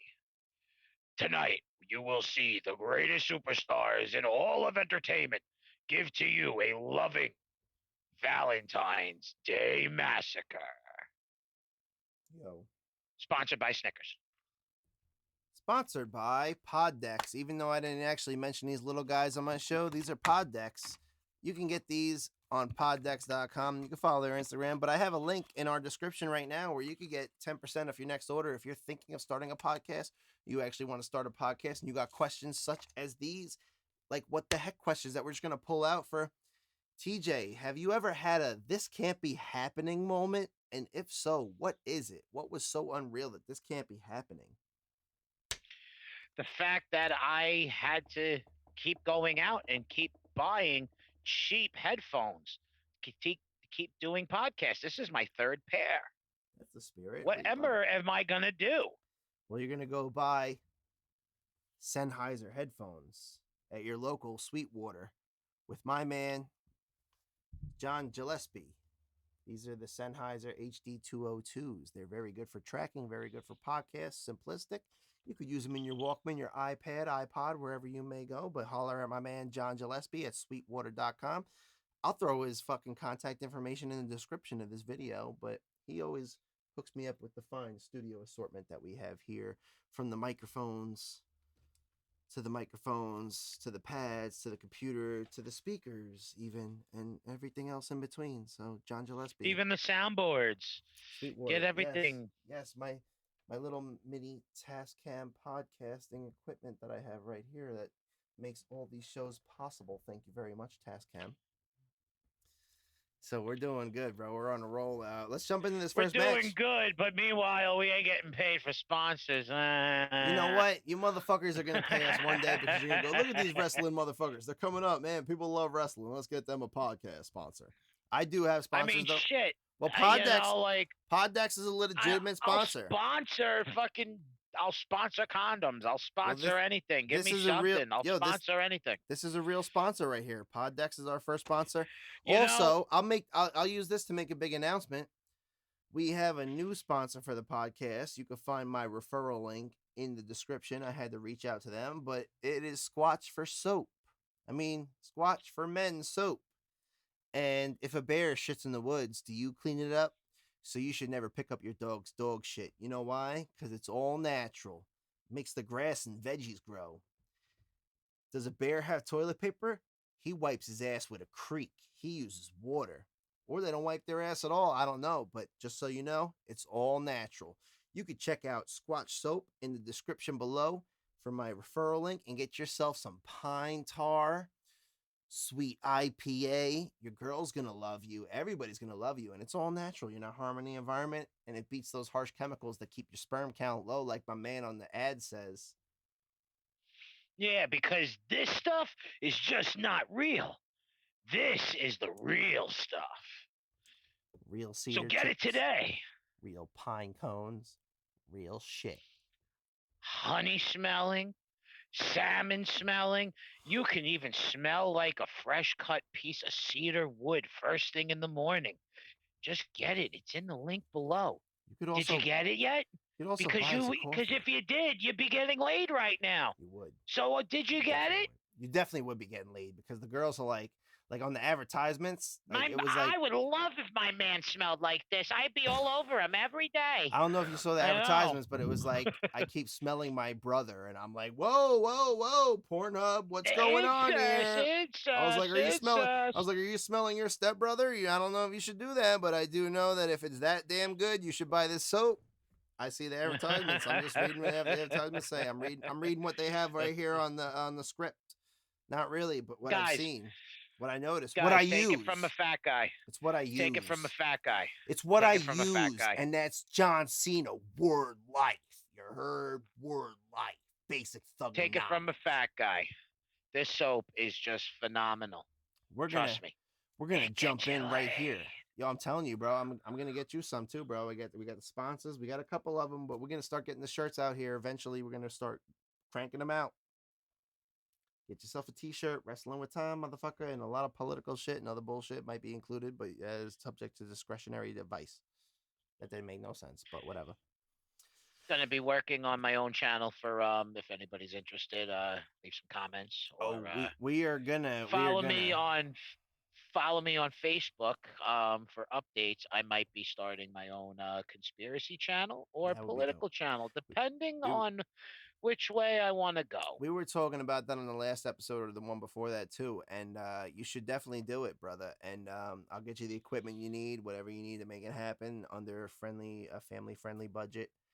But you should do it and go hard with it. You could mix policy and conspiracies together because they go great. But it's just about getting yourself out there and just having fun with it, man. It's just fun to do, something to do, you know? I mean, like they're taking our guns away. Let me tell you something. Think they are. They just think they are. Let me tell you something. This is a BB gun. If I had a real fucking one, y'all ain't fucking coming and taking it from me. I drive an 04 Buick, and there ain't nothing stopping me. So with come at two Trump flags. Even though Trump ain't president, he got 2 Trump flags. 2? 4 Try like Trump fucking flags. 20. He's got one right behind him in the studio if you can't see it. He loves Trump. Actually, I have 2. It is taped at the seam, and I'm going to be turning these 2 into a blanket. So can we actually, like, can we do a Halloween next year? You dress up as Trump. I'll dress up as Uncle Joe. I'll get a staircase. I could trip up. I could just trip up it and be like, whoa, and then you help me out. Like, hey, Joe, don't hurt yourself. Don't bruise those knees. I already have my mask. I have my makeup. It's in the car. Okay, I only go out in public as Trump here on the podcast. This is the Make Wrestling Great Again podcast. I think that's a terrific name. I just trademarked it. I think we're going to do it. It's going to be big. It's going to be huge. And they are sending their best for this one, folks. They are sending their best. I'm giving you the Ric Flair praise, bro. The little. So you heard it here, folks. We're going to jump into St. Valentine's Day Massacre. But, yo, that's what I love about this podcast. We like to get on here. We like to talk a lot of shit. It's wrestling, but it's a lot of other life shit, politics, whatever. We just throw it all at you. Throw shit at the wall, see if it sticks. You know what I mean? And if you talk about sticks, you can call me a fag or a faggot or whatever it is. Because don't you burn a pile of sticks that are a faggot or a fag's a cigarette? I don't know. but I'm just trying to be politically correct for the rest of America out there, if you understand what I'm saying, Politically brother. correct. Okay. Sticks Politically and correct. stones There is may a break my crisis. bones, but names will never hurt me. You understand me, is what I'm saying from Donald Trump's point of view. While I do There's this a with the Donald Trump immigration fingers. problem. And Immigration problem. But meanwhile, there's FEMA camps. FEMA camps. There's fucking FEMA camps. You know what? Alex Jones was right, ladies and gentlemen. Alex Jones was right. Gonorrhea, Guatemala, FEMA camps. so ready when I'm gonna hit you with? Ready? See this gold right here on my chain? See this gold? You see it? You're looking at it? You got it? Nice view. Joker. A very nice view. I never seen one done better than myself if I was a caricature. lot of makeup on, so that's gonna bring us to this. Ready? Which Joker could that be? Ready? Here's like Gold Dust versus the Blue Meanie as Blue Dust. Whoa! No! Whoa! You're like halfway into the show. No, this is match number 1. This is No, it's not. It is. No, it's not. Match number 1 is Too Cool versus the Hardys. You're on Sunday Night Heat, brother. Are you sure? Because Yeah. I'm on Valentines Day Massacre. Same Valentine's Day Massacre in '99. That was Sunday Night Heat. Yes. The matches on the pay-per-view were Gold Dust for setting it off. Whoa! Hold on. Yeah, they give you the whole pay-per-view. They give you the whole rundown from Sunday. That's what I have, and I have. Are you in '99 or 2000? Yes, I'm in 99 because Owen Hart and Jeff Jarrett won the tag team titles. No. Well, I have Gold Dust versus Blue Meanie as Blue Dust for the first match. No, I have. There was 11 matches total for the night. I only have 8, and Austin McMahon is the 8th. Austin McMahon's the 11th on mine. Yeah, because you got 3 Sunday Night Heat matches that are on the same pay-per-view card, but they never played them during the pay-per-view. Okay, so guess what? I'm just going to run down the Heat segment because that's what I have. Run down the Heat segment because I didn't have the Heat segment. I didn't watch it. So we have Sunday Night Heat, which is usually the Sunday show before pay-per-views. Exactly, it is. It definitely is. It's there. It just wasn't on the pay-per-view that night. It was on the Heat card. If it's not on television, normally Heat's on television back then in the late 90s to about 2004. Sunday Night Heat, baby. And Saturday Night Velocity. Missed both of them actually. We have Too Cool. We have Too Cool, which is Brian Christopher, Jerry Lawler's son. Rest in peace. And Scotty Too Hotty versus the Hardy Boys in a regular tag team match. And surprisingly, for 99, with both popularities, they put Too Cool over on it. Oh, yo, bro, this was when Too Cool was really coming over, though. Yes, but this was before Rikishi. I know, but I have to send you a link that I watched on YouTube recently, and it was about like the rise and downfall of Too Cool, bro, and it was actually pretty dope because they were actually super big even before Rikishi came in. Rikishi kind of gave them that next step up the plateau, but eventually they went back to Sunday Night Heat matches after their popularity faded, but this might have been on their rise to the main show to Monday and Friday. And then they might have went backwards after Rikishi, but they were dope, bro. Too Cool. And they were even partnering before they were Too Cool, like just as I can't remember the names. But Grandmaster Sexay and no, I remember their names. I mean, before they were Too Cool, it was like Scott something and Grandmaster Sexay was just his regular name, something. Brian Christopher. Yeah, it was Brian Christopher and Scott, and they might have been Too Hot or some shit first. I forget. Too Hot was their first tag team. Hot. Yeah, Too Hot. Anyway, because that's where Scotty gets the Scotty Too Hotty from the original tag team name. Yeah, yep, you're right. Yep. So who do the next match? Too Cool comes over. Who we got next? The next match is at the time it was Viscera, or as most current people know who he is today, is Big Daddy B. I don't know. Miss that. Um, I know Miss Viscera always. The motherfucker used to scare the shit out of me as a kid. ECW. When ECW came back to WWE, they pushed him as a big monster heel, and he wrestled without his fucking pajamas on and shit. And he was fucking fat, bro. Yo, he's big He would motherfucker. fucking do this to the crowd, and he would slap his chest like this. Bro, and he was a he would scary. hold up both hands. When he was in the doing ministry, he these. scared the shit out of me, bro. Big Daddy V. Yeah, Viscera. he had those fucking The eyes, the contacts. colored fucking contacts. With Yeah, the mohawk, he'd be like, I'd be yeah. like, he was just a big motherfucker. Like, if He that used to motherfucker be was, King Mabel. if that Viscera King was Mabel. King Mabel. But if that motherfucker was standing in the bottom of your room like this as a kid, I was thinking like, Candyman is real. There he is. So we got Viscera with Midian, naked Midian, I should say. Midian was cool too, though. I liked him. He scared the shit out of me, too. This was the the era where we were all tits, dick, fuck, ass, piss, fart jokes. So Midian was running around to Hulk Hogan's theme song on certain parts of episodes and pay-per-views, running around with a loincloth on. So that was around this time. They versed. It was Big Daddy V with Midian in the corner with Test. Versing Test with. This is a test. With Boss Man. Right? Boss Man in the corner. Yeah, Boss Man in the corner. Big Daddy V hits him with the fucking splash. 1, 2, 3.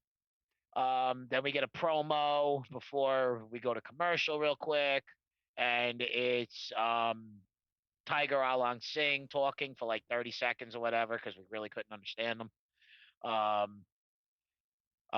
next match was the final match before the pay-per-view kicked off. It was Billy Gunn with DX versus Tiger Alsea, and it ended in a disqualification because of the Japanese tag team running around at the time. I can't remember the name of them. Not Taka Michinoku and Fuji.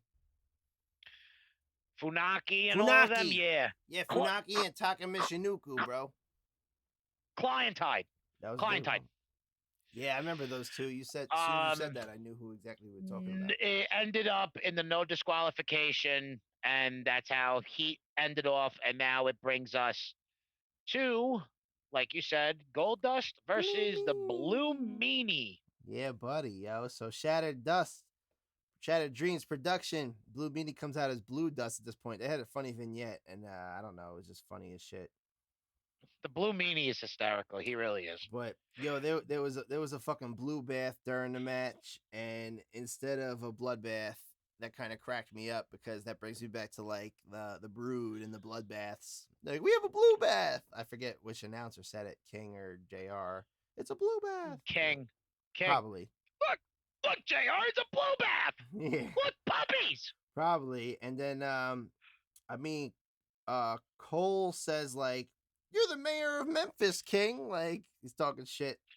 You're the mayor of Memphis, King. How could you say things like that? I love my job, Cole. I don't know what this says, but it says becomes a mom ? I don't know what he meant by that. I don't remember what it was when I wrote that fucking shit, but it says it right here. It's like, it might have been the reference to the cat. Oh, maybe it might have been. If she was there, yeah, King definitely wanted to make her a mom. He wanted those. Yeah, puppies. because her and King were getting married around that time. So Mayor of Memphis King. I mean, going to Jerry King, it's funny because the mayor of Memphis, I mean, him and Kane, modern day Kane, have a lot in common, actually. I mean, with the politics, like joking around, like you're the king, you're the mayor. King, they're both from like Tennessee, Memphis, maybe for Jimmy Lawler, Jerry Lawler, but for Kane, it's like mayor of Knox, I think Knox, Tennessee, right? Is it Knox? Knoxville. Tennessee? Knoxville, Tennessee. It is Knoxville. Something like that. Yeah, I think it's Knoxville. But, I could be wrong. It might be Knox, Tennessee. It could be Knoxville. I'm not sure. I think it's Knox, but I could be wrong. I don't know. I was reading Kane's book a while. I put it down. I got to pick it back up again eventually. Mayor Kane, pretty dope book, bro. I got an autographed version too. I have not had one of these But, in a fucking hour and a half. I need one too Oi. right now. But yo, I mean, the match was Oi. funny. Yeah, you can smoke on the podcast. You already know that, bro. I mean, the match was funny and entertaining to say the least. I mean, Gold Dust starts sprinkling blue. It's a quick curtain call. Boom, boom, boom. 1, 2, 3 for the win. And then it's time for Shattered Dreams. He gives Blue Meanie the Shattered Dreams because he didn't get it during the match, so he gets it afterwards because he did the curtain call for the finish. And yeah. Oh, my eyes are killing me. Sorry. No, you're good. Hold up 1 sec. Hold up 1 sec, bro.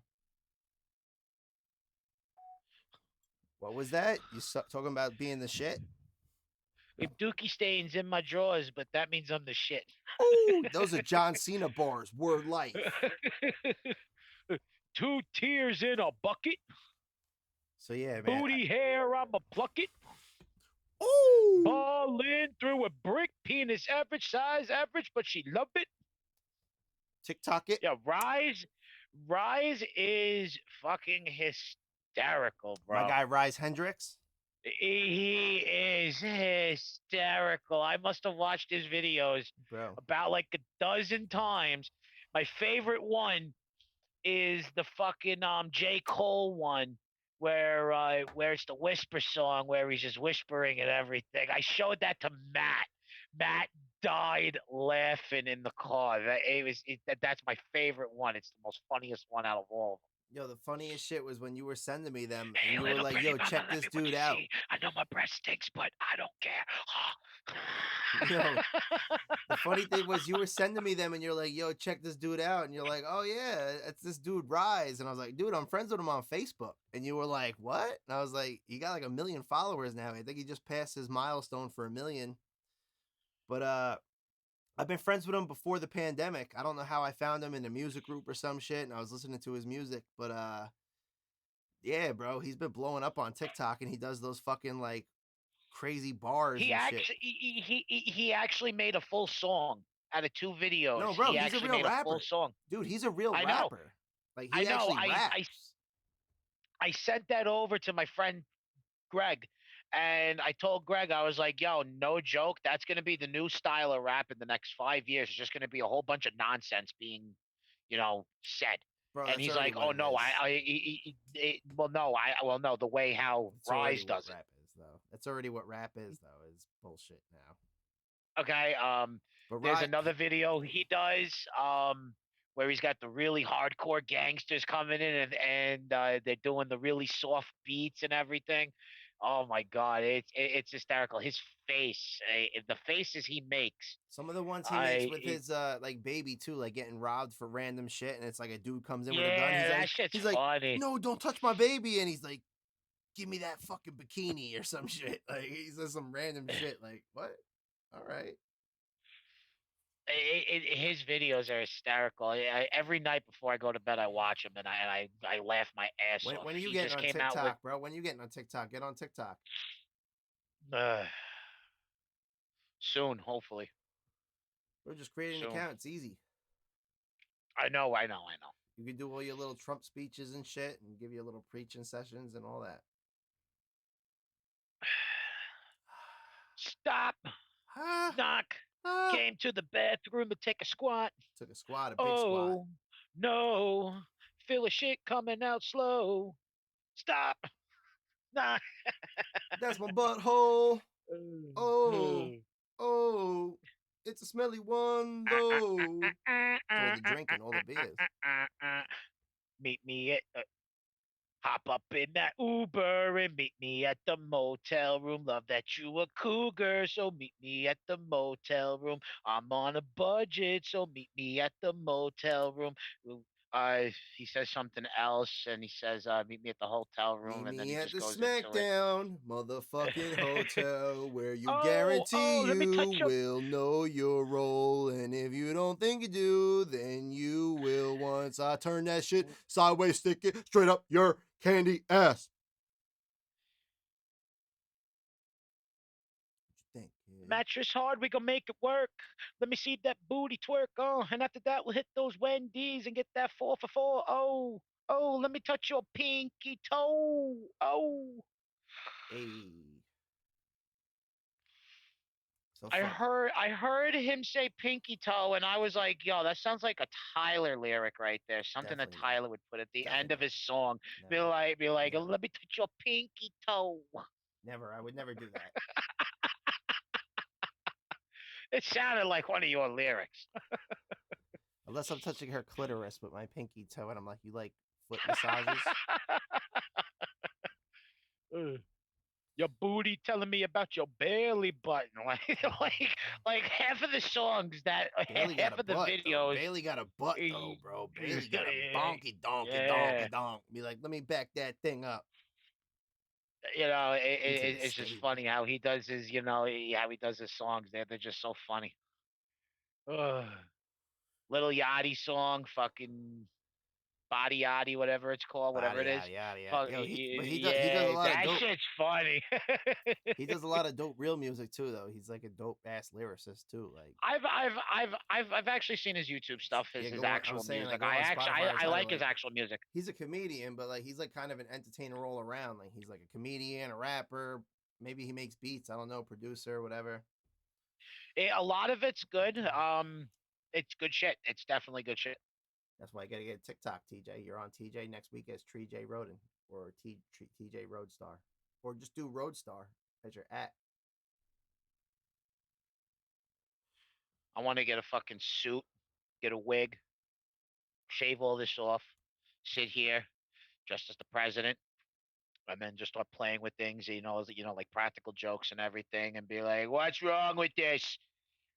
Pens, call the FDA. There's snakes in this can of circus peanuts." This Rubik's cube is painted wrong. There's a red on the side of the yellow and there's a blue on the side. I refuse to believe that these could be equal sides to a Rubik's cube if I can figure out how to do a Rubik's cube. But these stickers Look, must be painted all look, wrong. look. This Rubik's cube makes no sense. I've been trying for 76 years, and it makes no sense. I've built houses and hotels with a more easier complex structure with a When I intense built schematic Trump over this Towers, entire little Rubik's cube, which seems to baffle me in my when I mind. built So when I built Trump Towers, I didn't think it was going to be so hard, but this Rubik's cube has made it hard. I was thinking of building a third in Chicago, but I was wondering, and I said, if I can't figure out this Rubik's cube, then I cannot build a third tower. Look, I love China. I just sold an apartment for $15 million Made in China. to somebody from China. Made in China. No, we need to buy American and hire American. Yo. So let's jump into match number 2, man. I'm starting to get right now. I'm high as shit on this fucking weed, man. Oh, homegrown or good shit? Oh no, it's a little bit of mix of both. It's some homegrown I had from last year mixed with a little bit of different shit. Just threw it up in a bowl and make it happen. I got a couple seeds this year. Gonna see what's gonna happen. I'm gonna get some bees this year. Start doing some bees, bro. I'm about to be a beekeeper. You know what I mean? Bees all up in the base. Hey. The more bees around the weed is better. The pollination's Not good. even that, bro. I'm not even worried about that. I'm just trying to get bees because I think the world needs bees. I think it's cool, like to go out and hang out with bees, and I need Just stuff to make do with my sure that life. the So. honeybees, just make sure the honeybees are not African honeybees. And Man, not African honeybees, hornets, bro. You mean the hornets? no, no, you need to worry about I'm African no, I'm honeybees. order. Yeah, no, Them, bro. I'm actually reading a book right now, and it's about honeybees and how the African hornets come in and kill the honeybees, and he's trying to protect his honeybees. I can't think of the title of the book. Swarm. It's called Swarm, and it's about the swarm that comes in and annihilates this guy's whole like tribe of bees. I haven't finished the book yet, but I just started. But I'm reading a lot of books right now on beekeeping. I took a couple courses on beekeeping. I'm about to get equipment, order honeybees with a queen, let them adjust to the hive, and it's gonna be my first year doing it. But I think it's a cool venture, something different to do with my time. I'm thinking Yeah. about getting my way, starting into public service with the fucking start doing election office, elections first. Dude, Get in a this guy way. I'm working with, a guy that I work with, Travis, is actually running for District 1 legislator in Tompkins County, and it's held right now by my current boss, the director of GAC, Leslin McBean Claiborne, and that's like his mentor. But he's running for it. I just went out petitioning for him this weekend, trying to get like autographs, and it was a cool experience. It was fun just to get involved with it. But I think he's a great leader. Like he's always been eloquent with his words and the way he speaks. So it's kind of the perfect position for him. And if you feel you should get into it, bro, don't waste any more time. Just get into it. Like if that's where your heart's set, go after it. Because you can make beautiful changes in the world and the communities and people's lives by doing it. Just make sure you stick true to your It's beliefs. the outsiders who make a difference and who can change the world. Embrace that label. Being an outsider is fine. Embrace that label. God, was Trump right on that one? You got his quotes. Trump was right on everything. Okay. What do you got? A Trump pamphlet of his best quotes or some shit? Yeah, okay. Pamphlet of his best quotes. I could do all his quotes off the top of my head. All right. So yo, we're gonna jump in, yo. Number 2. We had 4 years of me, and I think TJ just has enough of me to go around. He's got plenty enough to go around. You believe it, boy. All right. So yo, number 2. This is a match that really stuck with me since childhood. I've researched it numerous times on YouTube to actually understand it and watch it more. It's for the Hardcore Championship match, and this is Al Snow versus Hardcore Holly. This is he was known as Bob Holly at the time. Well, actually, he was still. We're gonna get into that. This was the transition. This is the transition from Bodacious Bob. No. This is the transition. Hardcore Holly. This is the transition from. We'll get into it, but a Sparky Plug. No. Sparky Plug was before the new Midnight Express with him and Bart Gunn. I don't know, but we're gonna get into it because I have the notes the brawl here. For all, anyway, no, there's no time. For all. The brawl, yes, there is. It takes 10 seconds. The brawl for all happened in '97. The new Midnight Express, ran by Jim Cornette, was Bodacious Bob, which was Bob Holly, and the other guy, Bart Gunn. Yeah, Bart Gunn. I remember Bart. Sparky Plug was before this. Bob Holly was transitioning. It was before this, definitely, though. But I'm saying, I mean, there was really... Yes, but this is when Bob Holly was transitioning out of the Midnight Express to Hardcore Holly. Well, there was no time wasted in this match. I know my stuff. You're probably right. You're 100% right. Sparky was definitely before this, but I mean, there was no time wasted in this pay-per-view. I mean, there's a chest shot to Holly. They're right in the crowd from the jump. This match, I don't even think took place in the ring. I mean... No, most hardcore matches for the hardcore title, you could do it backstage. I mean, there's no matches like this anymore. The hardcore title is today's 24/7 title. Yeah, exactly. The 24/7 title of the hardcore. But I mean, there's no matches like this anymore. Like, yeah, we have steel chairs and shit like that, but there's no matches. We got extinguishers. We got glass bottles, floor tiles, coolers, mops, barbed wire. I mean, they're backstage. This match ends in the water where the motherfucker almost drowned his opponent, right? In the Mississippi River. I mean, there's stop signs, there's shit that, like, you don't see no more, bro. They just bring out, like, oh, a steel chair shot or some boring shit, or, oh, we got a 2x4. Like, where's the barbed wire, bro? Where's the EC dub? EC dub, EC dub.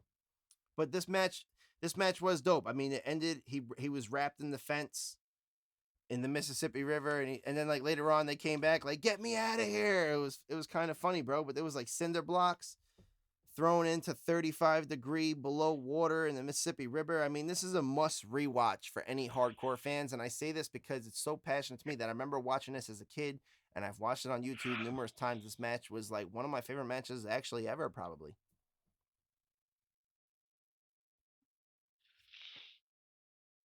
Introduction to the hardcore version of WWE.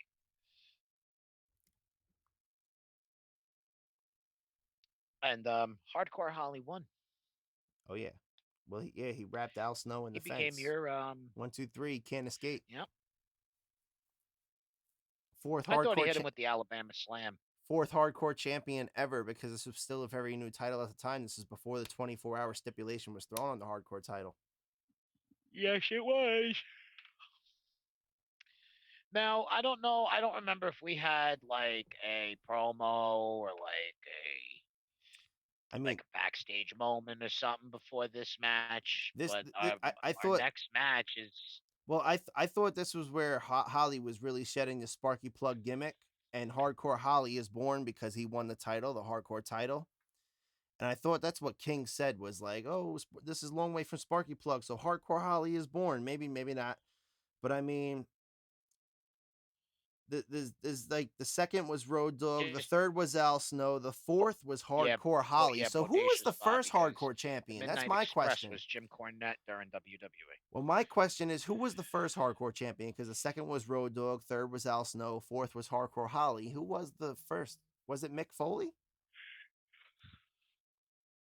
Mick Foley was the first ever hardcore champion. He Yes, he was. was awarded that belt. Yes, he was awarded I that thought belt so. from Vince McMahon I on thought an so. episode of Monday Night Raw. I thought so. I was just going through the motions, and they mentioned like the second, the third, the fourth, but they never mentioned who the first was. So my question was, who's the first?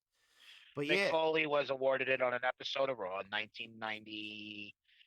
It was about, and I who think it was else? right after Survivor Series. Well, who else deserves it more than Mick Foley, the hardcore legend? Well, at that time, Terry Funk. It wasn't He really was with wrestling for WWF at that time.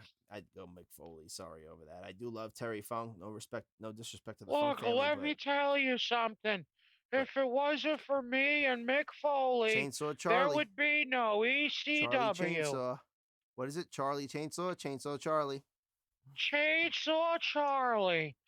We used to have a barber back in town, and if we had our hair and it was all fucked up, we would be like, we have to go to Chainsaw Charlie, and he would whack your hair off. So, So I want to create a character in his name named Chainsaw Charlie. so yo, let's jump in. That was a pretty good impersonation, I guess. To be honest, I don't really know what the fuck the motherfucker sounded like on the mic, really. But we jumping into Ministry of Darkness, bro. There's a meeting. There's a cut scene into Boss Man versus Midian, which is the match. Right? You got Boss Man's with the corporation, Midian's versus the Yep. Ministry. He's carrying a jar of formaldehyde with an eyeball in it, which made me crack the fuck up because today it might sound corny and stupid, but back then when you're in the 90s before the internet age, it was like, holy shit, he's carrying formaldehyde when you're like 8 years old watching this with an eyeball in it. Whose eyeball is it? Exactly. I mean, Who the hell did they just sacrifice? there's I can't read what the fuck this was. I don't know if it says sidewalk slam. Boss Man won the match. It was kind of quick, I think, from what I remember. Maybe not. But we're gonna jump into the Brood, APA, and the Ministry surrounds the ring right now. Lights are out. The gong hits. Taker is here. Michael Cole called him Phenom. So the name's been around. I mean, Phenom has been around for a while. It's not like just modern day WrestleMania. It's been around since '99, maybe before then. They jump the Boss Man. Blood splashes. And they kidnap. Hold on. Is this when they hang the Boss Man? This is when I don't know. There's blood splashes, and then it says they kidnapped the Boss Man. So they didn't hang him yet. They kidnapped the Boss Man. It's sacrifice time. So next is up is when it happens. But there's a blood. No. He took 3 body splashes by Big Vis, who we spoke about earlier.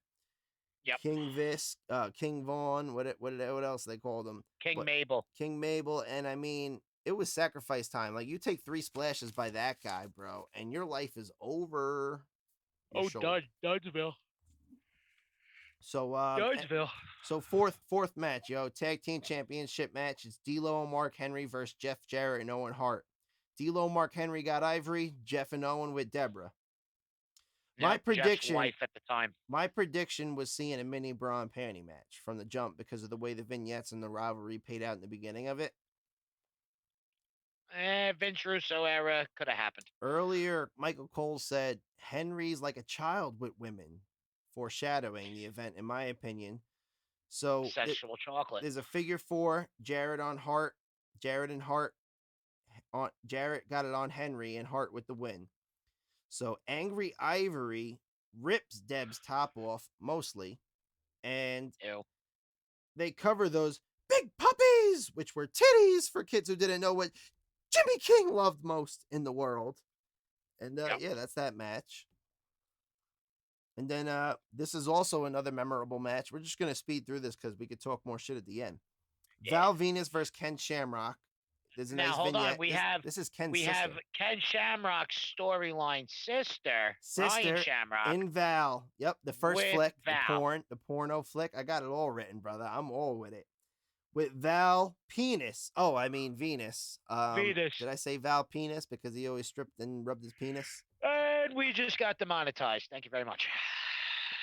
For saying penis, now we're good. Bro, I don't know about that. We said motherfucker. We said a lot of shit, bro. We don't need to be monetized. Yeah. So then there's Mr. Ass comes out. And then we got Billy as the special guest referee for the IC title in this match. Hold on. No, this is the same match. This is the same match. It was for the IC title. It's the same match for the IC title, yeah. And Val dominated like 3/4 of the match by playing 2-count games, letting them rock Ryan, helps break. I don't know what I wrote there. Ken pushes Billy, rolls him into quick 3-count for the Val. Then Billy beats up Val. Time for Val to celebrate. We got a new IC champ. Yeah. What's up, know. ladies? What I just read made no sense because I took exactly because I don't have any of that. I took minor notes and then I didn't make it. But yo, so 6th match, bro. We're coming to Triple H, X-Pac, DX versus Kane and China from the corporation. I don't remember Kane being corporate, bro, but that's just me. I don't remember him being corporate. At the time, Kane was in a tag team with X-Pac. X-Pac betrayed him, and then Kane turned over to the corporation. Okay, I remember that, but I just don't remember like him being corporate. Suck it. But Pac is the European champion at this point. Come get your ass kicked. That was the shirt, you know. You just been jacked up. Oh, that was Triple H. It was a quote from Triple H. He said, "Come and get your ass kicked, you big jacked up bitch." Like he was talking to Kane, I'm assuming, because X-Pac's a little motherfucker. X-Pac's like X-Pac. I met X-Pac in real life. He's like 5'7", 5'8". This is really also skinny. I want to mark like for the women's evolution in wrestling. We talked about women finally bleeding. This is the first time in history of WWE that a woman competed in a men's match because it was Kane and China versus Triple H and X-Pac. So it's the first time China competed in a man's match in wrestling, which kind of set the foundation on this date. Okay. So this is a legendary match. Really, whether you believe it or not, whether you're any woman wrestler in the industry today, whether you're AEW, NXT, WWE, any independent circuit, just so you know, ladies, China was the first man. Just so you know, China was the first woman to be in the Royal Rumble. China was the first woman to win the Intercontinental Championship. That too. She was the first woman to be screwed by the business. Yeah, that's true too. Because Triple H married Stephanie McMahon. But China actually had a lot of good stuff in the WWE, whether it was with her singles career or it was with her Playboy tag career or managerial career. Ladies, she really did pave the way for women's wrestling. She was also, I'm pretty sure, the first Playboy. Or was it Sable? China did post. No, I think Sable, China, Tori, and then redhead. What's her name? Redhead. I can't think of a name. Christy. Wrong. Sunny was the first one. But that was like Penthouse. That wasn't really Playboy. Wasn't that Penthouse? No, that was Sunny was the most downloaded WWE diva of all time. Even still to this day, she is the most downloaded diva of all time. Yo, I think we talked about this on an episode about making a sex tape, and you were like, I would never touch her, and I was like, I'm a young Shawn Michaels. I'll make a sex tape with Sunny.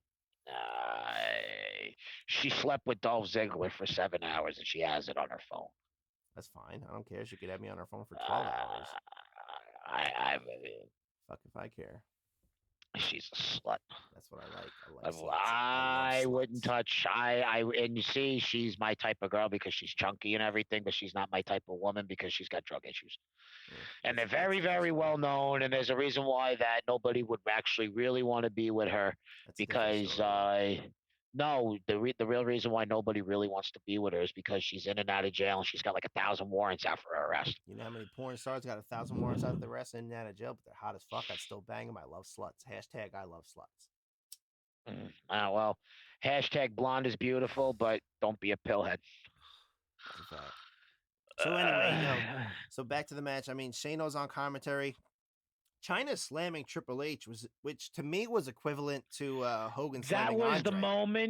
That was the moment where China pretty much had enough of Triple H and Stephanie's bullshit and pretty much said fuck you and gave him the power slam. But I'm thinking, like, to me, bro, that was equivalent to Hogan versus Andre, because seeing China, a man, like, lift Triple H up, and maybe he wasn't as big as Andre, but Hogan was also, they were both men, and then here's China lifting up a pretty big motherfucker in Triple H and slamming him.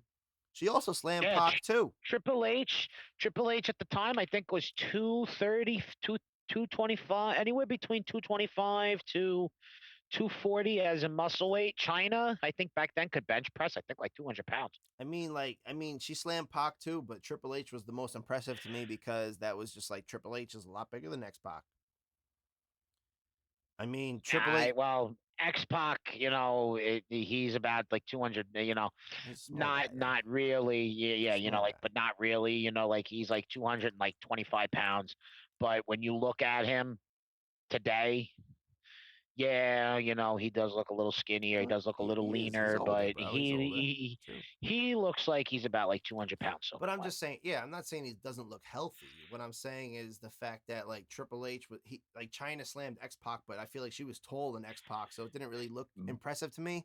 Where when she slammed Triple H, it was like, yo, she's slamming the game, like before the game, like Triple H, the game, like reset, bitch, boom. Like I was like, that was like Andre and Hogan to me. Triple H is about to go for the pedigree. Kane with the choke slam, pulls China on for the 1, 2, 3. That's how it ended. He was going for the pedigree. Kane, choke slam, pulled China on 1, 2, 3. Yep. Boom. Match is over. Next one out the window. Next. Last man standing. Rock versus Mankind for the WWF title. This is a great one. Oh yeah, this was probably one of the best matches. I mean, this is one of the greatest rivalries probably of all time, in my opinion. The Rock and Sock, bro. Rock and Sock. Rock and Sock connection. It's funny because I've been watching Young Rock recently, bro, and you should watch it on Hulu. I don't know if I mentioned it earlier, but you did. It plays out his whole life. It's fucking awesome. And I was thinking, bro, and I go, he got injured, and then he went on to WWF. Greater things, like became bigger than his father, became this big, larger than life superstar. And then there's the one girlfriend in the fucking show, and I'm thinking, I want to go back and watch the Rock and Sock birthday. And I go, remember when he bought out the first girlfriend, Kelly, or whatever the fuck her name was? And I'm like, is this the same girl from the movie that he first had a crush on in Bethlehem, PA, or whatever? Bless you. Bless you. Third one. Bless you, dog. Shit. Yeah, allergies. But I don't remember if her name was Kelly in the show or whatever, or in real life, but I'm going to go back and watch that, and you watch, bro. It's the same chick that played him in high school was the one that they brought to the Rock and Sock reunion. I'm going to laugh my ass off if it is, and I'm going to get back to you on that. Okay, definitely do. But one of the great rivalries. I mean, with even this match took like 20 minutes. This was a good match. I said one of the greatest ring rivalries, but I also said even better strange ring fellows as partners, Rock and Sock connection. So you already beat me to that punch. But during the vignette, it was like with halftime heat. I go, this is history in the making. An empty arena match for the first time ever, Vince said, because this is when they had their empty arena match, The Rock and Mankind. This is history in the making. It's an empty arena match. I believe he didn't do his dark voice yet. It was more like, this is history in the making. An empty arena match for the first time ever. Never predicted 20 years later it'd become the norm. I never predicted it that 20 years later an empty arena match would become the norm, because we got empty arenas now, Corona, and we got TV screens now, but it's still empty arenas. Who would have thought 20 years later? Have people in it. Who would have thought 20 years later we'd have virtual fucking wrestling matches and shit, pay-per-views that you pay to go on the screen? Virtual. Like, so when Vince said, like, this is history in the making, an empty arena match for the first time ever, well, you're going to have about 300 motherfuckers more in 20 years. Oy, oy, It oy. sucks, bro, but it's just the irony of it. I don't know, bro. Corona just shut down wrestling as an industry. There's a lot of Rocky Corona sucks shut chants in the everything crowd, down. bro. As usual for corporate rock. Rocky sucks. Rocky sucks was fucking comical to me. I mean, The Rock hops on the commentary talking trash. Mankind jumps off the apron trying to put Rock through the table. God darn it, Michael Cole says. I'm laughing because I'm like, Michael Cole, who the fuck says God darn it? Can't you say God damn it like good old JR? God damn it, King. Michael Cole was like, God darn it. I started laughing. Michael Cole's an asshole. So I hate him. So we hit with the corporate elbow. It's boss time. Right? We're going to reverse into the mandible claw.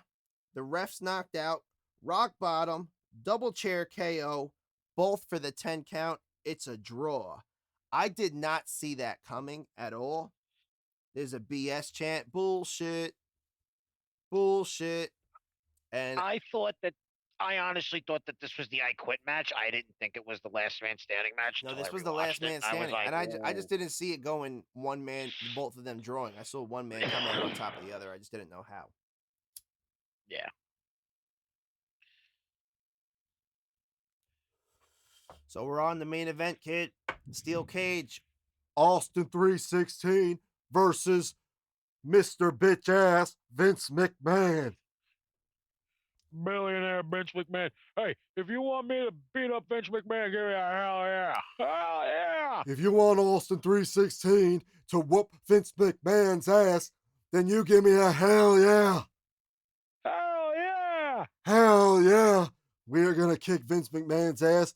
I'm going to stomp a mud hole in him, walk it dry, might check him into the SmackDown hotel, whoop the Rock's corporate ass while I'm there, and then I'm going to go drink a damn beer.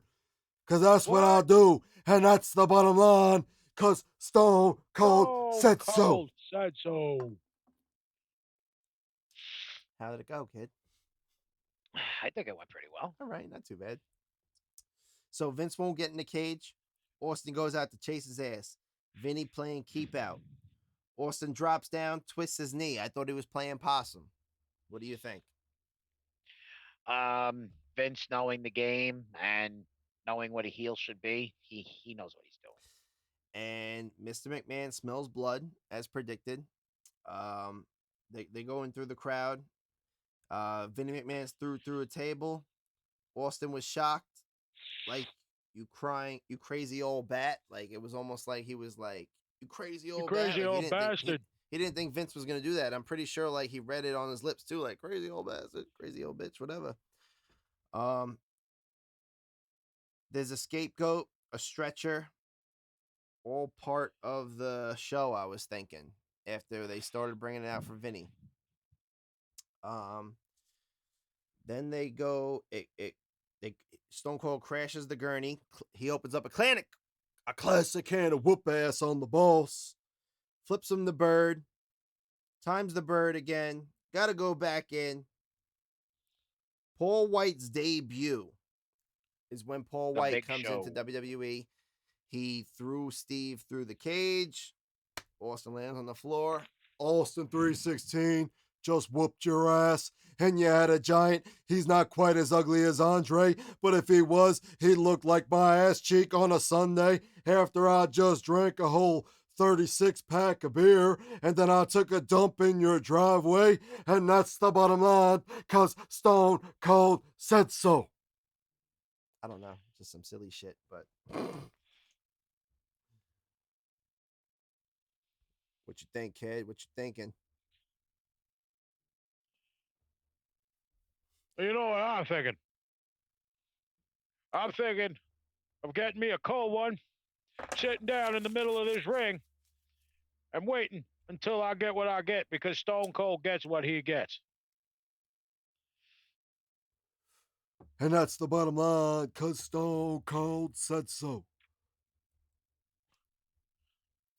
So we ran through the two pay-per-views. It doesn't matter if you have 1 beer, 2 beers, 3 beers, 4 beers. What? Start it over. Go to the beginning. I got you. We're going to recoil this. Look, it doesn't matter if I have 1 beer. What? 2 beers. What? 3 beers. What? 4 beers. What? I could still kick your ass even with 5 beers in me because that's the way we do, and that's what Stone Cold is gonna do right now. What? You still want me to go? What? We could go all night. What you saying? Can't hear you, son. You need to speak up. You see, Stone Cold's a little bit deaf in his right ear, and I only hear a little bit too good out of my left ear. It ain't that good. But if you don't speak up, I'm gonna just keep saying what? What? That was good. That was good. What? That was a good part of the show. Yo, man. Yo, yeah, we could we could close it off, whatever. I don't know if you got work tomorrow, whatever the deal is, baby. But it's been a great show. We covered 2 pay-per-views, man. Anything else you just want to talk shit, spew, whatever, let the people know. Well, Tell some stories, talk some shit, whatever. We got free time now for the next 25 minutes, if possible. Stories. Let's see. I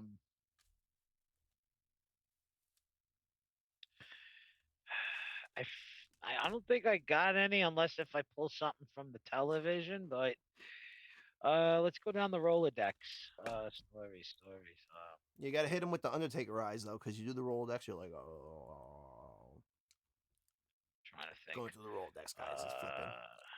Let's go through the Rolodex.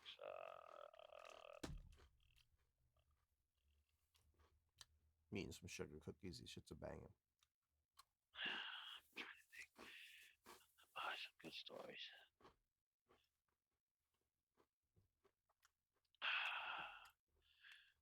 How about you tell us some old stories about you back in your old wrestling days, bro? Backyard wrestling days? Too many head injuries. I probably couldn't tell you. Oh, okay. I remember a time we're wrestling, and we were doing it on a trampoline at the time. We thought it was a little more safer. Well, yeah, well, more safer, my asshole.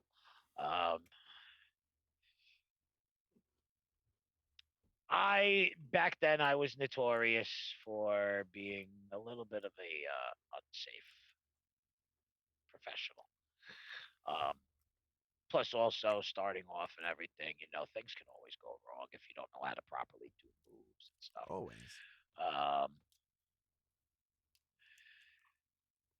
I've almost broken RJ's neck, or I think his arm on the trampoline. Jay has broken his arm on the trampoline. I've almost broken Carvano's neck twice. It's ironic how I've almost done it twice. Bro, the first time I met Carvano and I wrestled him, bro, I was like making him tap out. I was like choking the kid to death. Omar was like, get off him. I was like, he's like, I will never tap out. We were in like 7th, 8th grade. He was like trying to be like the Undertaker. And I was like, dude, I'm not going to kill you over this shit. Had a rear naked choke. Like, you're done. I will never tap out. Started turning red in the face, started coughing up. I was like, I let go. Omar's like, oh, you're going to kill the kid. I was like, bro, he won't fucking tap out. And remember that little gold championship? I'm pretty sure I pulled it on the show before. I don't know where it's at right now. But that's what we were wrestling over in like 8th grade, 9th grade. It was like, who could get this title? And it's like, it was always usually fixed, but if we didn't have pin matches, it was mostly tap out. And I always got like RJ or Justin or somebody in a figure 4 and made the motherfuckers tap out. That's why I got bad knees to this day, bro, because I fucking believe that God was like, you hurt these motherfuckers so bad purposely that I'm going to just give you bad knees, you cocksucker. I'll definitely say ever since I got my concussion, I've definitely lost a little bit of memory. 100%. Every time. It does suck because I've had. Yo, like Joe Rogan said, bro, you should get checked out for CTE.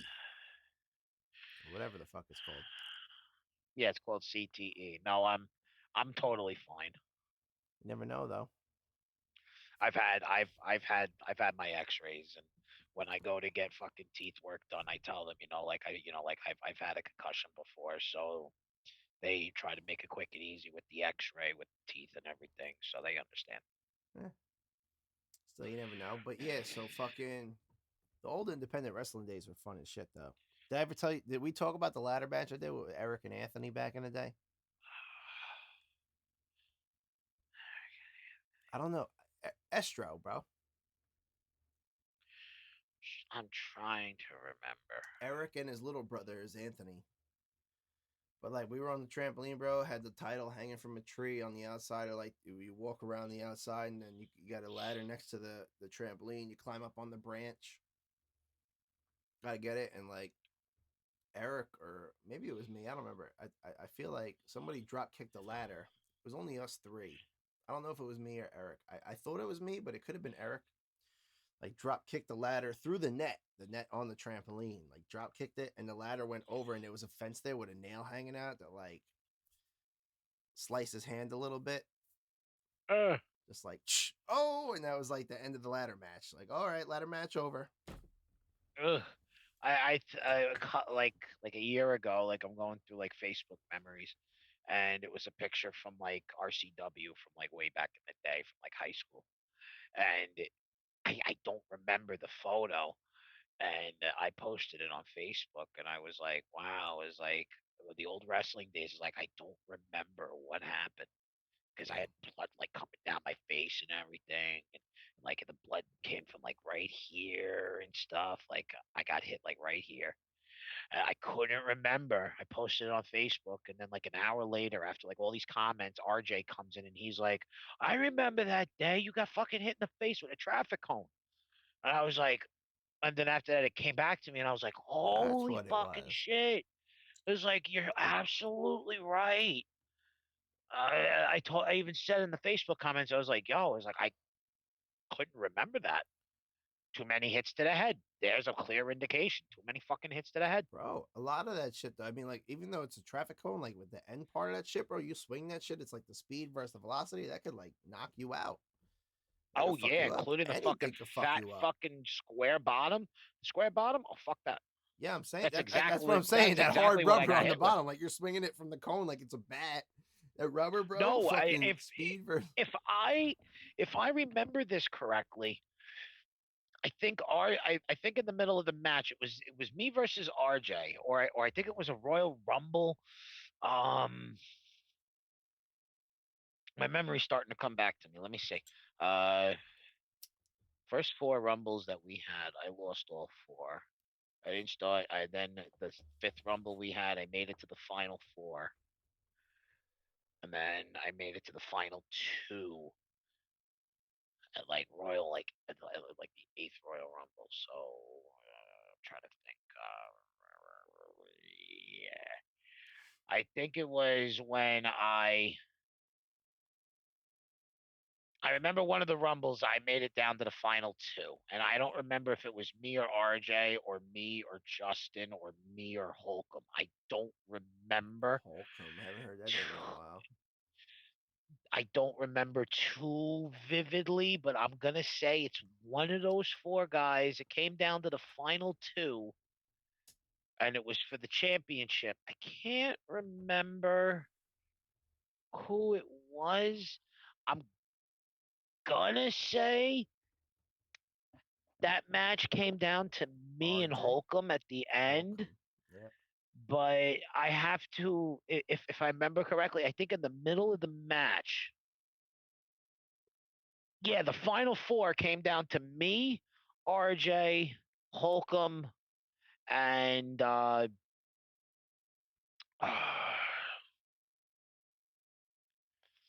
gonna say Carvano. No, wait, You talk to no, no, no, Holcomb anymore, no, bro? no. What's that kid been No, up to? he's married. He's got a step kid and Yeah, everything. that's cool. Awesome for him, bro. I remember that kid. I forgot he even Um, backyard wrestled. Forgot he wrestled. um, He always had a spirit to him, though. always. He always had a good I'm spirit. trying to I'm trying to remember. It was me. Yeah, yeah. It was the final four of that match. Was me, Holcomb, RJ, and I don't remember if it was Jay or Carvano. One of the boy bands. Yeah, it's definitely one of the boy bands. Um, I'm gonna say it was probably Jay before Carvano came around and wrestled with us. Yeah, yeah. Oh, yes, yes, yes, yes, yes. 100%. This was right before Carvano came around. In the middle, when it came down to the final four, we started using weapons, started getting a little more aggressive, and that's RJ threw a fucking traffic cone. It was meant for Jay. Jay fucking moved and it wailed me in the face.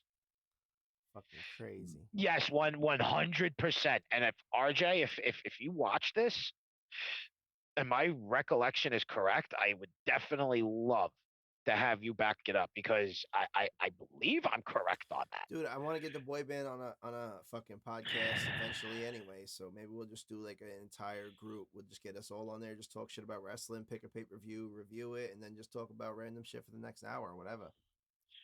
Oh yeah, without a doubt.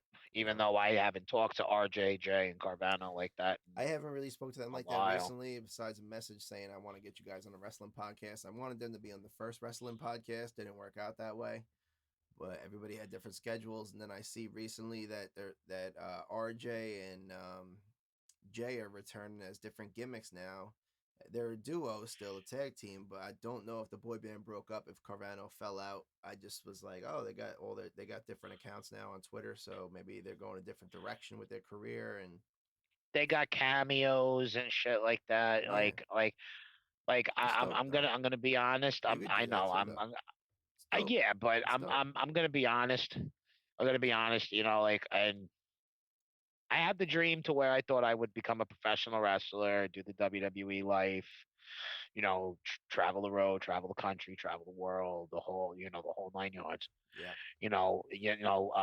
I give them a lot of credit for what they do in their spare time, and I'm being 100% fucking honest on this. That's on their spare time. Yeah. When they're not working, Yeah. It's when they're not working, it's a they're passion. It's like me with exactly. music, bro. I'm rapping. Why? Exactly. It's like my side shit. Exactly. But when it comes down to it, who has the bigger chances of becoming at least a little famous? You, the rapper, or people who are in their 30s that are just hitting their prime in professional wrestling? I'm gonna say that are still doing small indie circuits. An honest opinion out of that is gonna be the rapper. The rapper. No. I mean the wrestler who's in their 30s, who's hitting their prime, because they're actually selling venues, or they're going to venues and they're selling T-shirts and hats, which I ain't doing. Well, and even hold if I on. was, there's not enough people feeling my music. Like wrestling fans are a cult following. That there's more. I think you could have a better success in wrestling than you can ever have in rap music ever, because unless I'm falsifying myself or my character trying to sell a gimmick, which wrestling is all about selling the gimmick, according to Young Rock, it's all about selling a gimmick. And I feel when I'm telling my story on record, not everybody's going to relate to it, so they're not going to want to buy or follow me. Where if you're a wrestler, you could sell a gimmick and you could be something that people know you're not in real life, but have a better, it's more of an entertainment where you could sell merchandise and monetize it better, if that makes sense in any way. It actually does. You see, you just changed my mind on that, because I would honestly think it would be the rapper, because when it comes down to strict business, you can make more promotional stuff, because most rappers today are very good with computers. They have to use for their systems and everything to make sure everything's legit when they're doing it in their home studio and stuff like that. So when it comes down to promotional wise and exposing themselves, in my eyes, the rapper actually makes it the fastest, because they know how the system works, because it's all about because it's all about how you promote it. Exactly. You see, like. But the promotion, you see, like, the promotion comes in the gimmick, bro. Rise is a good example. He promotes a lot of his stuff, because yes, he's a big name rapper and everything, but maybe he's fallen off the queue for the past maybe like 5-10 years, whatever. But now he's making his comeback through all these TikTok videos. Yeah. Like. A bigger following than you had with your music. Exactly. But like I said, bro, that Royce comes all back to the gimmick. 5'9" is another one. But that comes back to the gimmick. Royce the 5'9", though. Royce the 5'9" is another example of it. Yeah. Big in the 80s and big in the late 80s. 90s too. 90s too. Fell off the fucking face of the planet. Like you said, when I went bankrupt, the whole 9 yards. Signed a deal with Eminem. Paperback. Yep. What is paperback? Exactly. Signed a deal with Eminem and fucking Bing Bang Boom, the other thing, fucking, he made fucking like three.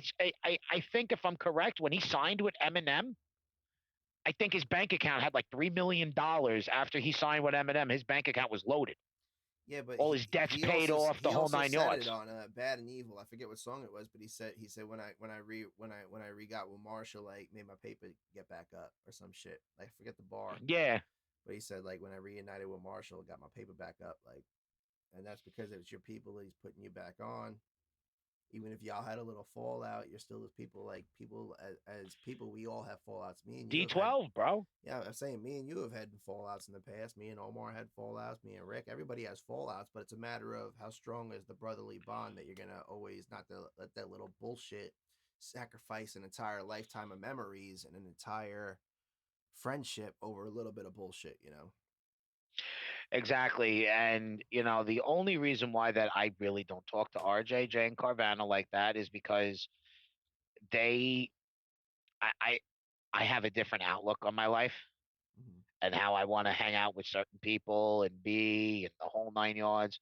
So if any of my friends are out there that are watching this, it's not against you. I just have a certain preference on who the fuck I hang out with and what I do with my life. I feel like there's a lot of rats out of all my friends, and a lot of people are just very uncomfortable with the certain things I do. Mainly it's because I smoke pot.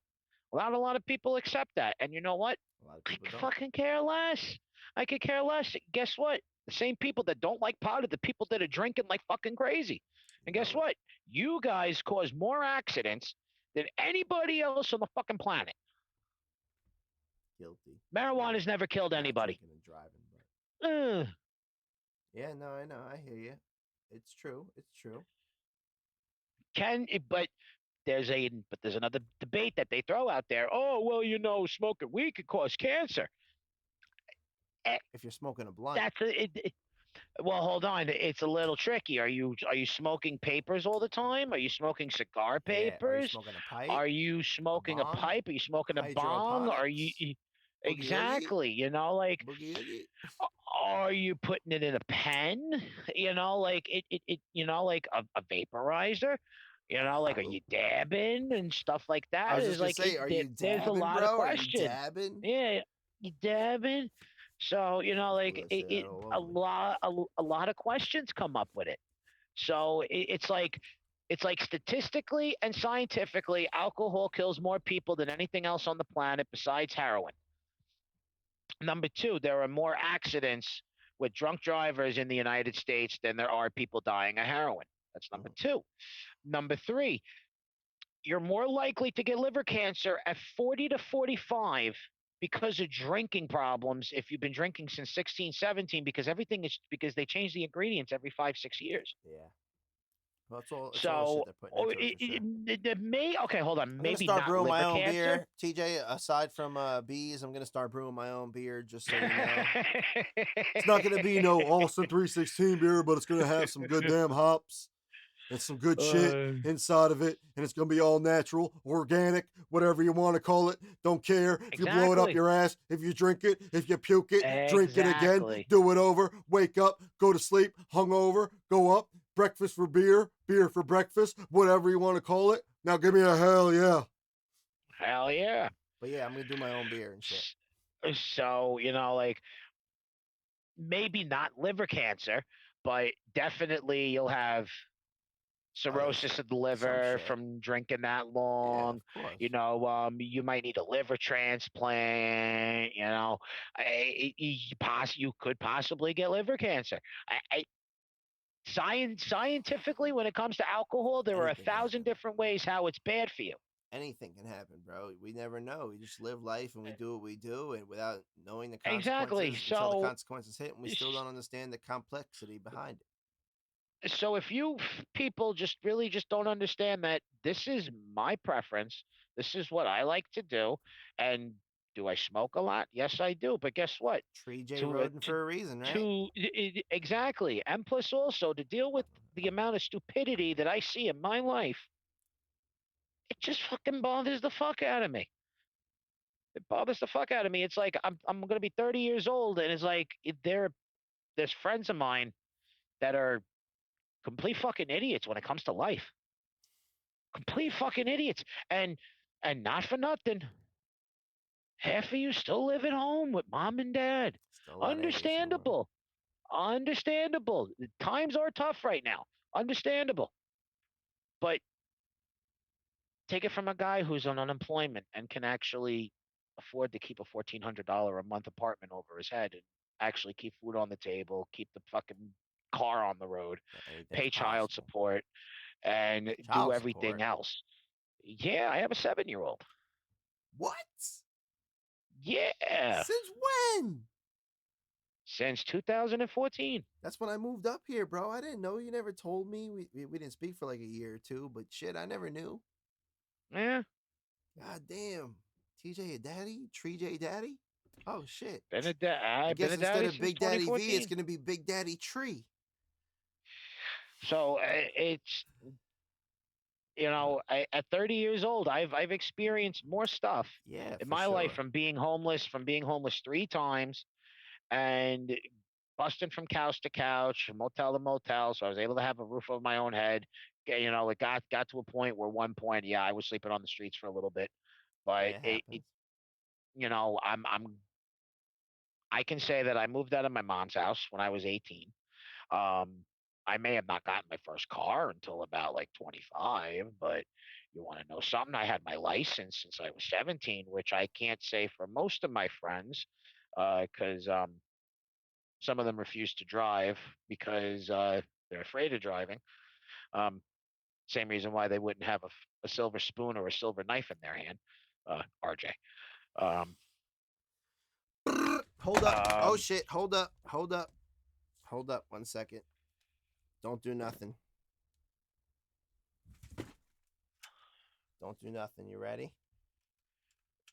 RJ. um, but King Kong you know. ain't got shit on me. But Shots fired. RJ doesn't, like RJ doesn't live at home with his mom. Him and his girlfriend live together, which is living together by themselves in their own apartment, which I believe is very good. Yeah, Very yeah, good. for It's sure. going to teach. It's going to teach you guys, including the people who are still living at home with mom and dad. Like, I understand times are tough right now. It is expensive in New York, except where you are, upstate in Ithaca and Yeah, fucking bro. Utica and all that shit. Like Move up, I can motherfucker. get Move up, motherfucker. I can I can get this size apartment for like $800. Maybe not. I don't know. I think it's pretty expensive. Like if you go downtown, bro, it's like New York City. It's like $1,200 for a bedroom with your sink and your fucking toilet in the same room. No. Downtown. I want to be up in the mountains. Fuck all that shit. Yeah, I don't and want you to could get a fucking. mortgage for like 650, 700, bro. 800 maybe That's nothing. for a house. That's nothing. Move up. Move up, motherfucker. But Word life. This is basic homonomics.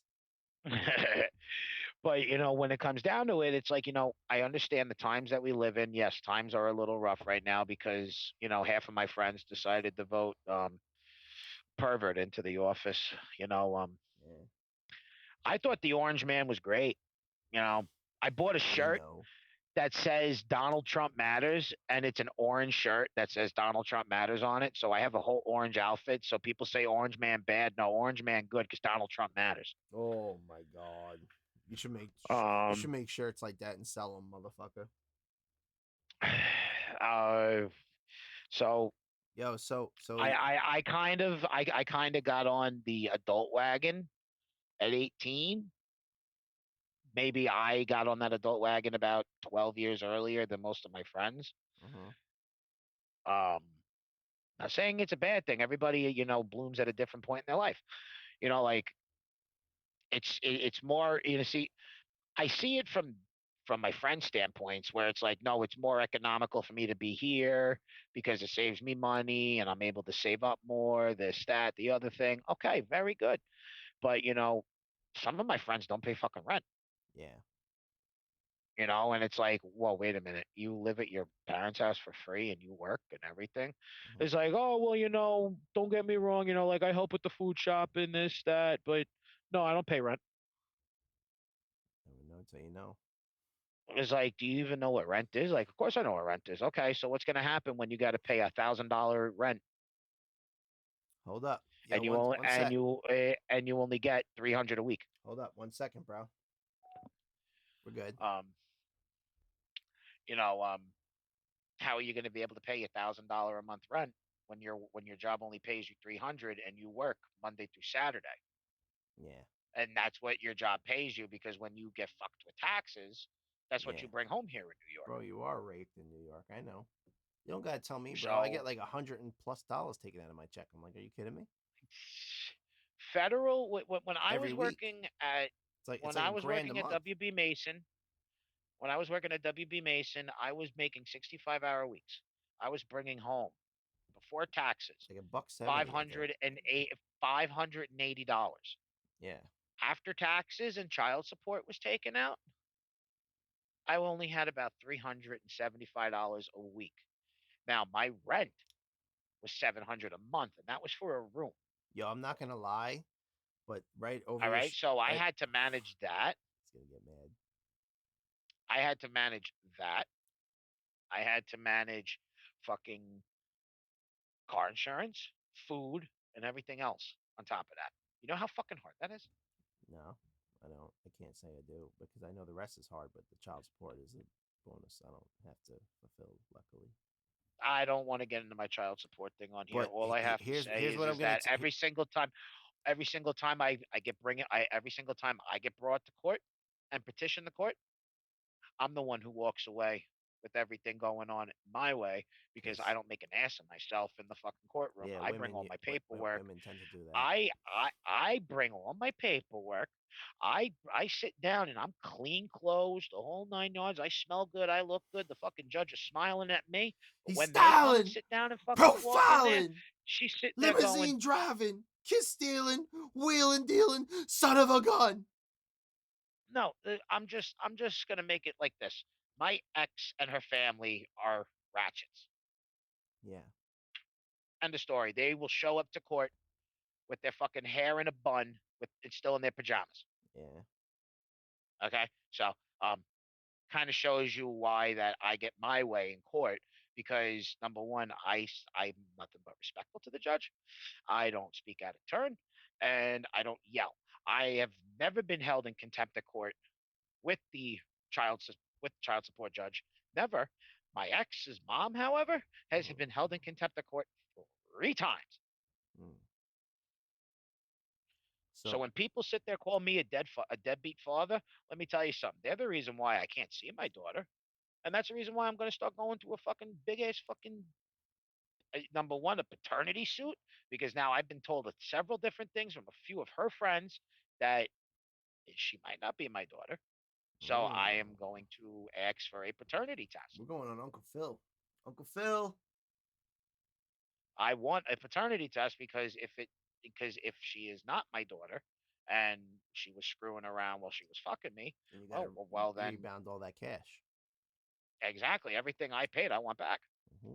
Yo, you want to get super mad right now? What's up?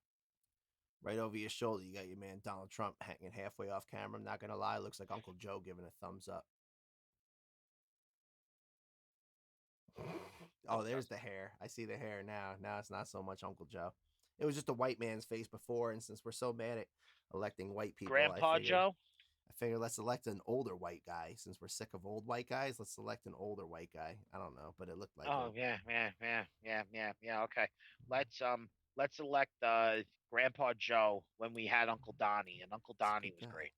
All He's a right. good guy. Don't you tarnish my uncle's name. Uncle Donnie was great. Yeah. Anyway, kids, so fucking it's been a hell of a week though. I mean, we fucking hit it off, bro. We kicked off fucking Starcade 97, which we've been trying to do for a couple weeks now. And we did St. Valentine's Day Massacre in 1999, which was also one that we were going to do, and we were mainly paying tribute to Singh. We already did the AEW tribute to his return, along with the late great Luke Harper, aka John Huber, aka Luke Brody Lee. Harper, Brody Lee, all the above. And it was pretty good, man. But yo, I can't wait till next one. This one's dope. Next time I'm gonna have some Steve Weisers, so I could have a goddamn beer bash. And if you don't like that, then I guess D-Generation X has 2 words for ya. Suck it. But fuck it. We'll sign off right I here, think bro. next episode, I think we're gonna do a Wrestle. I would like to do, since WrestleMania is coming up. I think it's just appropriate that I will we be do out of like town. I a. will be out of town for WrestleMania though. It's spring break. Where you going? Probably Miami or Florida. Oh, you suck. I'm going to visit my grandma who's staying in Hollywood right now. I'm gonna go visit her. Stay at my sister's house in Hollywood, Florida. Oh, thank God. not California. And then stay at my sister's Ew. stay at my sister's parents' house in Fort Lauderdale. It's like 15-minute Uber from there, and then to Miami. My late from Uncle there, like, Steve. 15, 20. My late Uncle Steve lived in Fort Lauderdale. I love it there, bro. Hollywood Beach is nice though. I like Hollywood Weed Beach. legal in Florida. You know that, right? Yeah, nah, I didn't know that, but I don't know. Weed legal. Since when? It's got to be recent, bro. Like when I was there 2 years ago, 3 years. 2017. No, in 2019 I was there smoking a blunt, and the dude was like, "Yo, hide that," because the cops were on the boardwalk. I was like, "What, bro? I'm just smoking." We were like on like the beach right there, though, like right up on one of those walk across to the beach. According to my uncle, before he passed away 9 months ago, he was able to go into a store and Medical, not recreational. no, he was able to go to the dispensary and get whatever he No, wanted. I know, medical, it's not recreational though. If you have a medical card, you're good, but you can't just like smoke a fucking joint in public in Florida. It's not recreational. That's bullshit. Yeah, no, you can't, because I was walking down the pier and you can't do that shit, bro. But fuck it. Anyway, fuck it, bro. Till next time. This is Wrestling with Time number 4. Be sure to check out WrestleMania on April 10th and 11th, or 11th and 12th, and it's on Peacock TV. And along with that, drink a Steve Weiser. And you can check out all our sponsor links for SQUATCH soap. You can buy us a coffee. You can send us a Cash App. You can maybe buy some t-shirts when they come out. All the links below. Salute. Roll Tide.